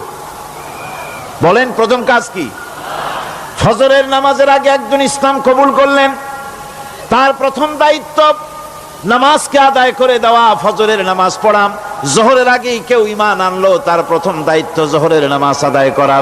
আসরের নামাজের আগে ঈমান এনেছে, তার প্রথম দায়িত্ব হলো আসরের নামাজ আদায় করা। তার মানে হলো ঈমান আনার পর একজন ঈমানদারের প্রথম দায়িত্ব হচ্ছে নামাজ। গুরুত্বপূর্ণ বিষয়, খুব ভালো করে শুনতে হবে, ইয়াদ রাখতে হবে প্রত্যেকটি মুসলমানের। এই নামাজ কি জিনিস, কেমনে আদায় করতে হবে, আদায় না করলে কি হবে, গুরুত্বপূর্ণ এই কথাগুলি প্রত্যেকের স্মরণ রাখতে হবে। হযরত মূসা আলাইহিস সালামকে আল্লাহ রাব্বুল আলামিন ওহী প্রদান করলেন। যেদিন ওহী দিলেন, ওহী দিয়ে সেই মুহূর্তে আল্লাহ পাক তাকে শোনালেন, ইন্নানি আনাল্লাহ লা ইলাহা ইল্লা আনা ফা'বুদনি ওয়াকিমিস সালাতা লিযিকরি। নিশ্চয়ই আমি আল্লাহ, আমি ছাড়া কোনো ইলাহ নাই, আমার গোলামি করো, আমার দাসত্ব করো, আর আমার শরণার্থে নামাজ কায়েম করো। নামাজ নামাজ নামাজ কায়েম করতে হবে, এটাই হচ্ছে ইমানের সবচেয়ে বড় দাবি। অন্যত্র আল্লাহ পাক বলছেন, কুল ইন্না হুদাল্লাহি হুয়াল হুদা ওয়া উমিরনা লিনুসলিমা লিরাব্বিল আলামিন। হে নবী বলুন, প্রকৃতপক্ষে আল্লাহর হেদায়েত হচ্ছে সঠিক হেদায়েত। সত্যিকারের হেদায়েত কার হেদায়েত? আল্লাহ পাকের হেদায়েত। এবং তার পক্ষ থেকে নির্দেশ করা হয়েছে যে সারা জাহানের মালিকের সামনে মাথা নত করে দাও। মাথা নত করবেন কার কাছে? আল্লাহ পাকের কাছে। ওয়া আনাকিমুস সালাতা ওয়াত্তাকুহু ওয়া হুয়াল্লাযী ইলাইহি তুহশারুন। আর নামাজ প্রতিষ্ঠা করো, আল্লাহ রাব্বুল আলামিনের ভয়তে সমস্ত অপরাধমূলক কাজ থেকে, অসামাজিক কার্যকলাপ থেকে বিরত থাকেও। আর একদিন মনে রেখো, তোমাদের সকলকেই আল্লাহ রাব্বুল আলামিনের দরবারে উপস্থিত হতে হবে। নামাজ ঈমান থাকা না থাকার প্রমাণ। ঈমান আছে কি ঈমান নাই, এর প্রমাণ কি? নামাজ। আল্লাহ পাক বলছেন, ফালা সাদ্দাকা ওয়ালা সাল্লা ওয়ালাকিন কাযযাবা ওয়া তাওয়াল্লা। কিন্তু না সে সত্য মেনে নিল, আর না সে সালাত আদায় করলো, বরং সত্যকে মিথ্যা মনে করে ফিরে গেল। নামাজটাই হচ্ছে একজন মানুষের, সে মুমিন না কাফের তা প্রমাণ করার জন্য, এটাই হচ্ছে মূল কথা। কিয়ামতের দিন মানুষ যে জাহান্নামে যাবে, জাহান্নামের জন্য, জাহান্নামে যে সব কারণে যাবে তার মধ্যে বড় কারণ কালকে বলেছিলাম, দেখি মনে আছে নাকি? বড় কারণ কয়টা? কয়টা? আলহামদুলিল্লাহ মনে আছে। আল্লাহ রাব্বুল আলামিন বলেন, ইয়াতাসাআলুনা আনিল মুজরিমিন। কিয়ামতের দিন অপরাধীদেরকে জিজ্ঞেস করা হবে, মা সালাকাকুম ফি সাকার, জাহান্নামে কেন আসছো?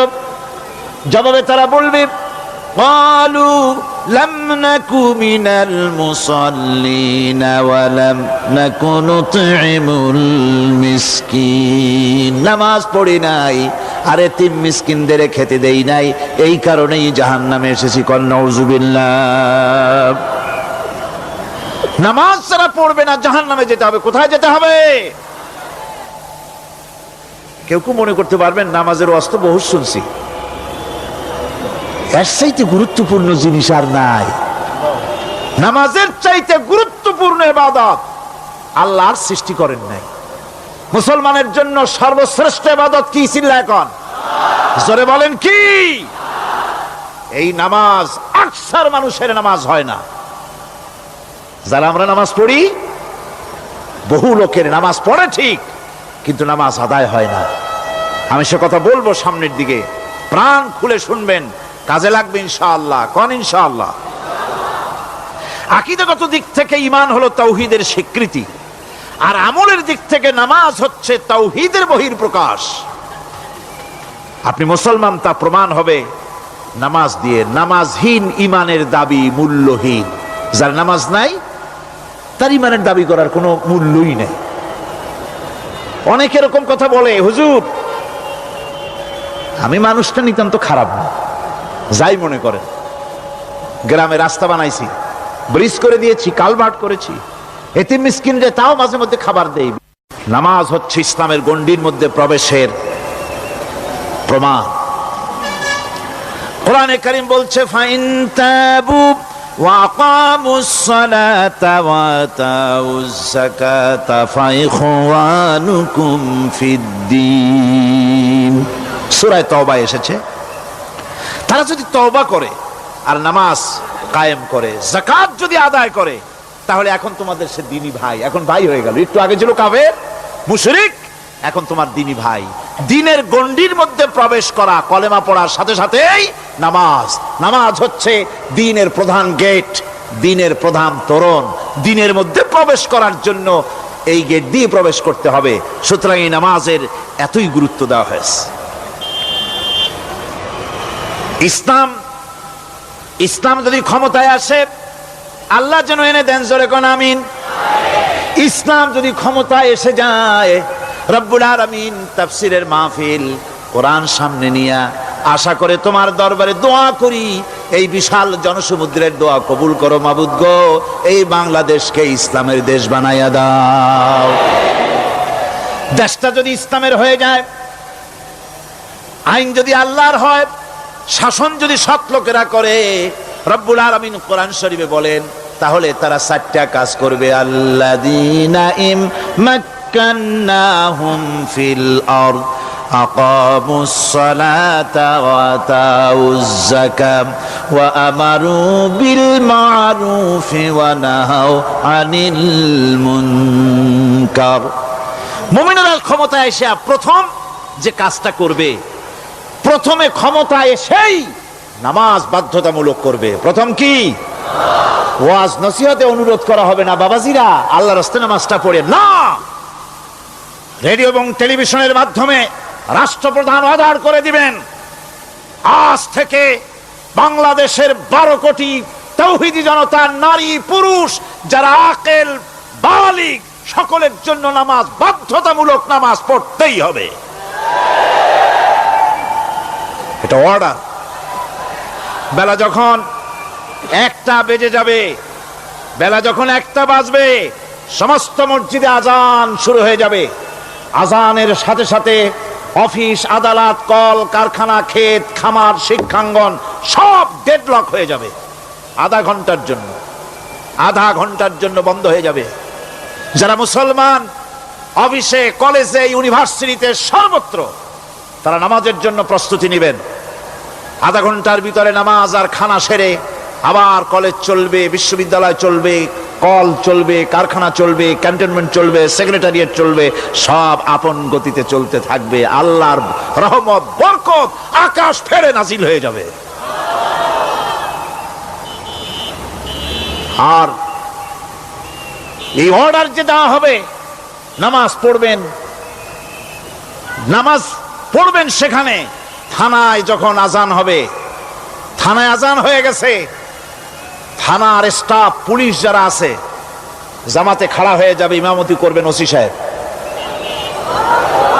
এসপির অফিসে এসপি সাহেব ইমামতি করবেন, ডিসি সাহেব তার অফিসে ইমামতি করবেন, মন্ত্রী সেক্রেটারিয়েট ইমামতি করবেন, প্রেসিডেন্ট বঙ্গভবনে ইমামতি করবেন, বিশ্ববিদ্যালয়ের ভাইস চ্যান্সেলরের ইমামতিতে সে জায়গার মুসলমান ছাত্র ছাত্রী, শিক্ষক শিক্ষয়িত্রী এক জামাতে নামাজ আদায় করবে। এই যদি হয় চিত্র দেশের, অপরাধ থাকবে? থানায় ওসি সাহেব নিজেই যদি জামাতের ইমামতি করেন, এইভাবে নামাজ আদায় করেন পুলিশদের নিয়ে জামাতে, ঘুষ আর খাবে তারা? এসপি সাহেবের অফিসে, ডিসি সাহেবের অফিসে মন্ত্রীরা যদি ভাবে নামাজ কায়েম করে, তাহলে কি অন্যায় অপরাধ কিছু থাকবে সমাজে? থাকবে না। সুতরাং নামাজ বাধ্যতামূলক করে দেওয়া হবে। নামাজ বাধ্যতামূলক, সকলকে নামাজ পড়তে হবে।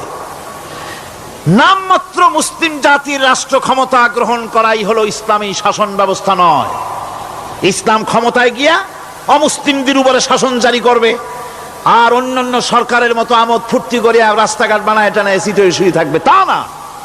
রাস্তা হবে, ঘাট হবে, কলেজ হবে, সব হবে, কিন্তু যারা মুসলমান তাদেরকে নামাজ পড়তে হবে। গোটা জনগণকে শাসক আর শাসিত উভয় গোলাম হবে আল্লাহ। উভয় গোলাম হবে কার?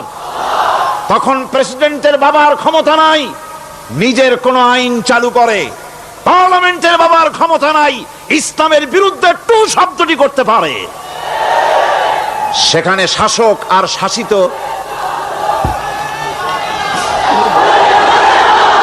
শাসক আর শাসিত হয়ে যাবে একজন এক হুকুমদাতার গোলাম। সেই হুকুমদাতাকে ইনিল হুকমু ইল্লা লিল্লাহ আলা লাহুল খালকু ওয়াল আমর। প্রেসিডেন্ট থেকে শুরু করে শাসক আর শাসিত সব আইন মানবে ওই আল্লাহ রব্বুল আলামিনের, যিনি এই তামাম জাহান সৃষ্টি করেছেন। সৃষ্টি যার আইন চলবে সেই আল্লাহ রব্বুল আলামিনের, এবং তার আইনের সার্বিক অনুসরণ করে চলতে হবে সকলকে। এক কথায় ইসলামী সরকারের সমস্ত ক্ষমতা ব্যয় হবে নামাজ কায়েম করা আর যাকাত আদায় করার ব্যাপারে। নামাজ যদি কায়েম হয়ে যায়, যাকাত যদি আদায় করা হয়, দুঃখ, দারিদ্র, কষ্ট কিছুই থাকবে না, বেকার সমস্যা থাকবে না। সমস্ত বেকারদেরকে চাকরি না পাওয়া পর্যন্ত বেকার ভাতা দেওয়া হবে। বুড়ো মানুষেরা যখন বুড়ো হয়ে যায়, ছেলের কাছে আদর নাই, বউর কাছে কদর নাই, আর ছেলে বউ বদদোয়া করতে থাকে, বুড়ারা মরে না কেন? আছেন আমাদের সমাজ। ইসলামী সরকার এলে পরে এই বৃদ্ধ মানুষদের ব্যবস্থা করা হবে, তাদের প্রতি এই ধরনের অসদাচরণ কেউ করতে সাহস পাবে না। সুতরাং নামাজ প্রতিষ্ঠা এবং যাকাত আদায় হলেই সমাজের অন্যায় অবিচার যা আছে তার 12 আনাই বিলুপ্ত হয়ে যাবে। কোন আলহামদুলিল্লাহ। তখন চাকরিতে প্রমোশন হবে নামাজের ভিত্তিতে। এখন প্রমোশন হয় কে কত ঘুষ খাইতে পারে, কে কত সরকারের দালালি করে বিবেকের বিরুদ্ধে বিরোধী দলকে বেশি করে পেটাতে পারে, এর উপরে ভিত্তি করে প্রমোশন হয়। ইসলামী সরকার যখন আসবে, ইসলামী সরকার যখন প্রতিষ্ঠিত হয়ে যাবে, তখন চাকরির প্রমোশন নির্ভর করবে তার সুন্দর চরিত্র আর নামাজের পাবন্দির উপরে ভিত্তি করে। সমাজে দুঃখ দুর্দশা থাকবে, যেরকম থাকবে থাকবে। আমার ভাইয়েরা, নামাজ হচ্ছে আল্লাহ রাব্বুল আলামিনের সাহায্য লাভের একমাত্র মাধ্যম। আল্লাহর কাছে যদি সাহায্য পেতে চাই তাহলে নামাজ লাগবে। লাগবে কি কোন? وَلَقَدْ أَخَذَ اللَّهُ مِيثَاقَ بَنِي إِسْرَائِيلَ وَبَعَثْنَا مِنْهُمُ 12 نَقِيًّا وَقَالَ اللَّهُ إِنِّي مَعَكُمْ লাইন আকামতুমুস সালাম। আল্লাহ পাক বলেন, বনি ইসরাইলদের নিকট আমি ওয়াদা নিয়েছিলাম, তোমরা যদি মানুষদেরকে অসামাজিক কার্যকলাপ থেকে যদি তোমরা ফিরাইতে পারো, মানুষদেরকে অসামাজিক কার্যকলাপ থেকে তোমরা ফিরাবে। 12টা গোত্রের জন্য 12 জন নকিব নির্দিষ্ট করে দেওয়া হলো, তাদের দায়িত্ব দেওয়া হলো। মানুষদেরকে, সমাজের লোকদেরকে অন্যায় কাজ থেকে তারা ফিরাবে, ভালো ভালো কাজ করার জন্য তাদেরকে আদেশ করবে, অসামাজিক অধর্মীয় কাজ থেকে বাঁচাবার চেষ্টা করবে। এইটা যদি তোমরা করো তাহলে আমি তোমাদের সাথে আছি। শর্ত হলো একটা, তোমাদেরকে নামাজ কায়েম করতে হবে। নামাজ যদি কায়েম করো, আমার মদদ তোমাদের জন্য অবধারিত হবে।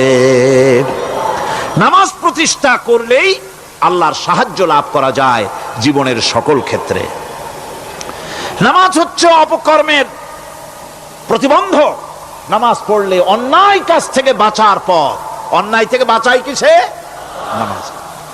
আল্লাহ রাব্বুল আলামিন বলেন, উতলু মা উহিয়া ইলাইকা মিনাল কিতাবি ওয়া আকিমিস সালাম ইন্নাস সালাতা তানহা আনিল ফাহশাই ওয়াল মুনকার। হে নবী, এই কিতাব তেলাওয়াত করো, যা তোমার প্রতি অবতীর্ণ করা হয়েছে। এই কিতাব তেলাওয়াত করো আর নামাজকে প্রতিষ্ঠা করো। নিঃসন্দেহে নামাজ মানুষকে পাপাচার থেকে বাঁচায়া দেয়। অশ্লীলতা, পাপাচার থেকে মানুষকে বাঁচায় কে? জোরে চিল্লায় এখন কে? নামাজ। এই নামাজ মানুষকে অন্যায় কাজ থেকে বাঁচায় দেয়। নামাজ যে মানুষকে অন্যায় কাজ থেকে বাঁচায়, কেমনে বাঁচায়? আমরা যে নামাজ পড়ি, এই নামাজে তো আমাদেরকে অন্যায় কাজ থেকে বাঁচাইতে পারে না। নামাজি বহুত মানুষ আছে অন্যায় করে, করে কিনা? কোন না করে না? করে। নামাজি অথচ অন্যায় করে। আর আল্লাহ বলছেন নামাজিকে, নামাজ তাকে অশ্লীলতা থেকে ফিরায়। তাহলে কথা কারটা ঠিক? আল্লাহরটা। জোরে বলেন, কারটা ঠিক? অবশ্যই আমার আল্লাহর কথা হক। আমি ভুল করতেছি, আমি যেন কোথাও ভুল করতেছি, সামথিং ইজ রং, কোথাও যেন আমরা ভুল করে বসতেছি, সেই ভুলটা কি আমরা আবিষ্কার করতে চেষ্টা করবো ইনশাআল্লাহ। প্রথম যে কথাটা সেটা হচ্ছে এই যে আমরা যা নামাজে পড়ি আমরা তা বুঝি না। কথা ঠিক কিনা? আমি যদি এখন প্রশ্ন করি সামি আল্লাহু লিমান হামিদা অর্থ কি কোন, ফার্স্ট ডিভিশনে কয়েকটা লেটার নিয়ে ফেল করবেন এরকম লোক আছেন না নাই? সুবহান রাব্বিয়াল আলা অর্থ কি জানি না। সুবহান রাব্বিয়াল আযীমের অর্থ কি জানি না। দোয়া কুনুত অর্থ কি জানি না। তাশাহুদ অর্থ কি জানি না। সূরা ফাতিহার অর্থ কি জানি না। এমন কি উযুর মধ্যে কয়টা ফরজ তা অনেকের জানা নাই। কথা কি বেশি বললাম না ঠিক বলছি? একজনের জিজ্ঞেস করলো, মিয়া উযুতে কয় ফরজ? কয় হুজুর কি মনে করেন যে বুঝি জানি না? এটা তো সাধারণ ব্যাপার, বলেন না কয় ফরজ? কয় উযুতে তো 17 ফরজ। কি কি? কয় হাত ধোয়া, পাও ধোয়া, মুখ ধোয়া, নাক ধোয়া, চোখ ধোয়া, জিহ্বা ধোয়া, মাথা ধোয়া। বলতে বলতে গুনে দেখা গেল প্রায় 19টার মতো বলছে। বলা হলো, মিয়া বললেন আপনি উযুতে ফরজ 17টা, কইলেন আপনি 19টা। কয় হুজুর জানি আরো, বলি না আপনাদের ভয়তে। উযু জানে না, নামাজ জানে না, তাকে এই নামাজ কেমনে ফিরাবে অন্যায় কাজ থেকে? কথা বুঝতে পেরেছেন? নামাজে কি পড়ি? নামাজে দাঁড়ায় গেলাম, আল্লাহু আকবার অর্থ কি? চিল্লায় কন্না আল্লাহু আকবার। এরকম না, মুসলমানের মতো গলা ছেড়ে দিয়ে চিৎকার দিয়ে বলেন আল্লাহু আকবার। এই আল্লাহু আকবার, আল্লাহ সর্বশ্রেষ্ঠ, তার চাইতে বড় আর কেউ নাই।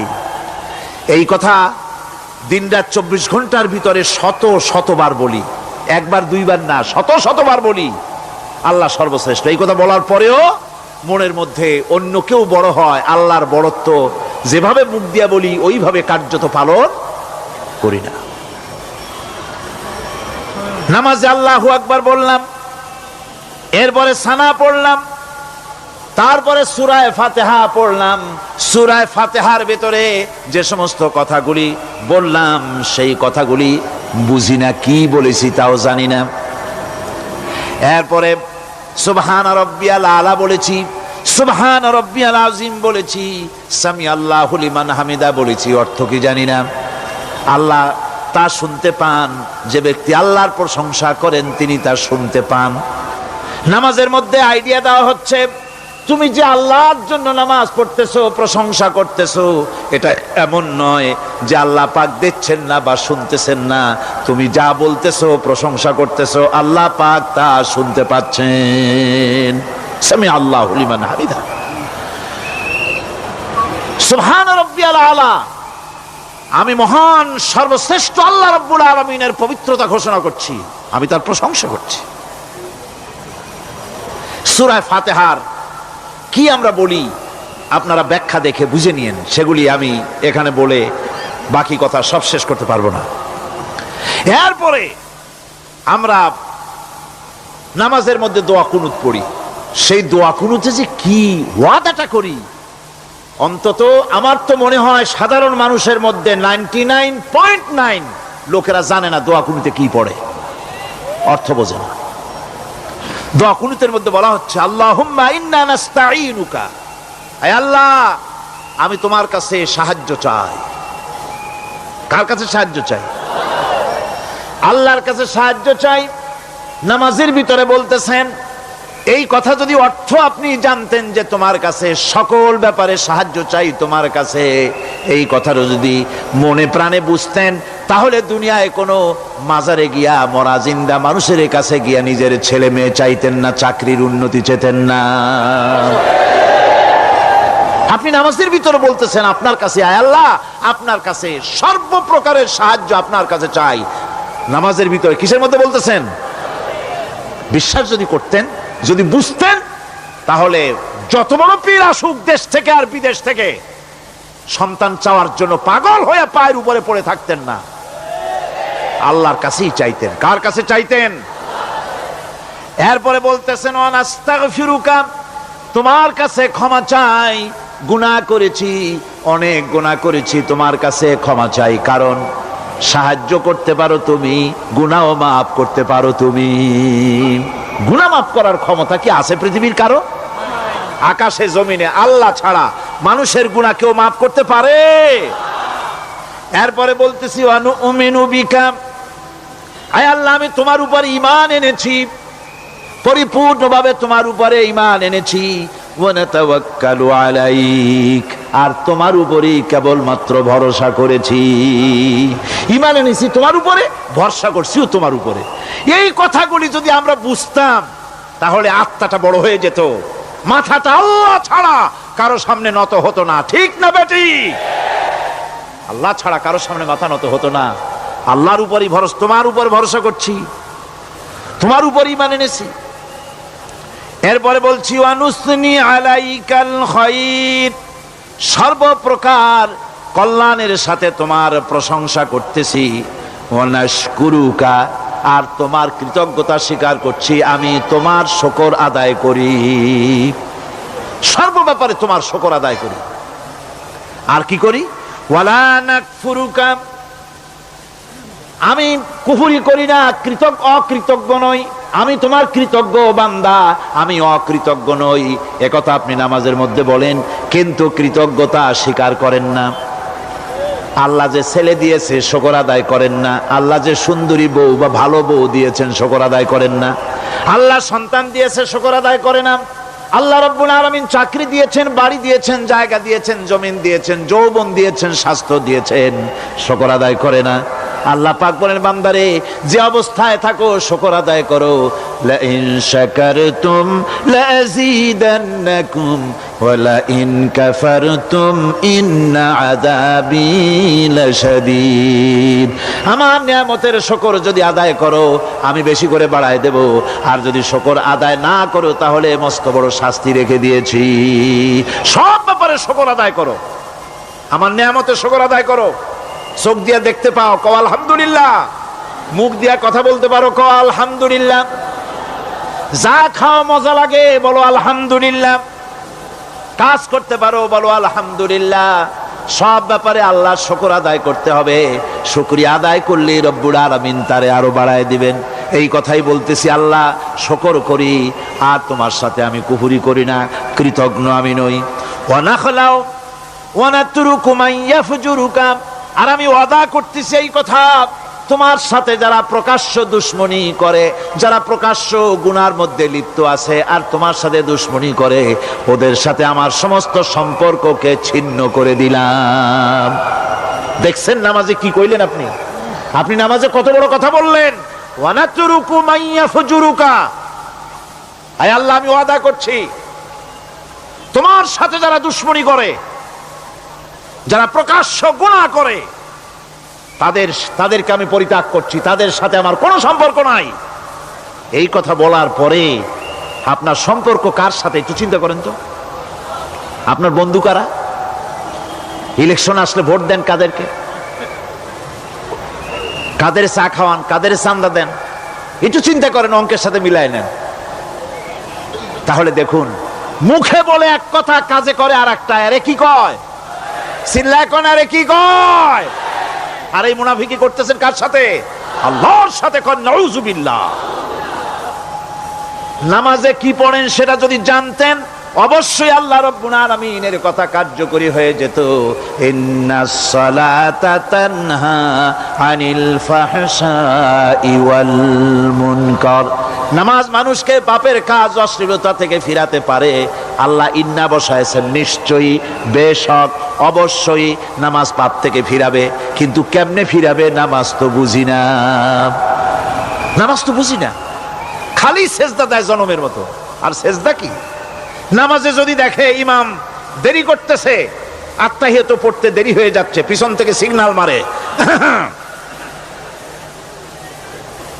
ঠিক কিনা? বেয়াদব, বেয়াদব।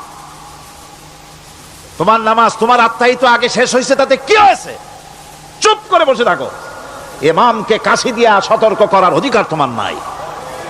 যদি ইমামকে সতর্ক করার জন্য কাশি দিয়ে থাকো, তোমার নামাজ ফাসেদ হয়ে যাবে। এটা ফাজলামি করার জায়গা না, এটা নামাজ। এর নাম কি? ধীরে সুস্থে নামাজ পড়তে হবে। অনেকে মসজিদটারে মনে করে জেলখানা, ঢুকতে যত দেরি, বেরোতে পারলে যেন বাসে যান ছটফট করে। সিনেমার মধ্যে গিয়ে ঘন্টার পর ঘন্টা বসে থাকে, খারাপ লাগে না?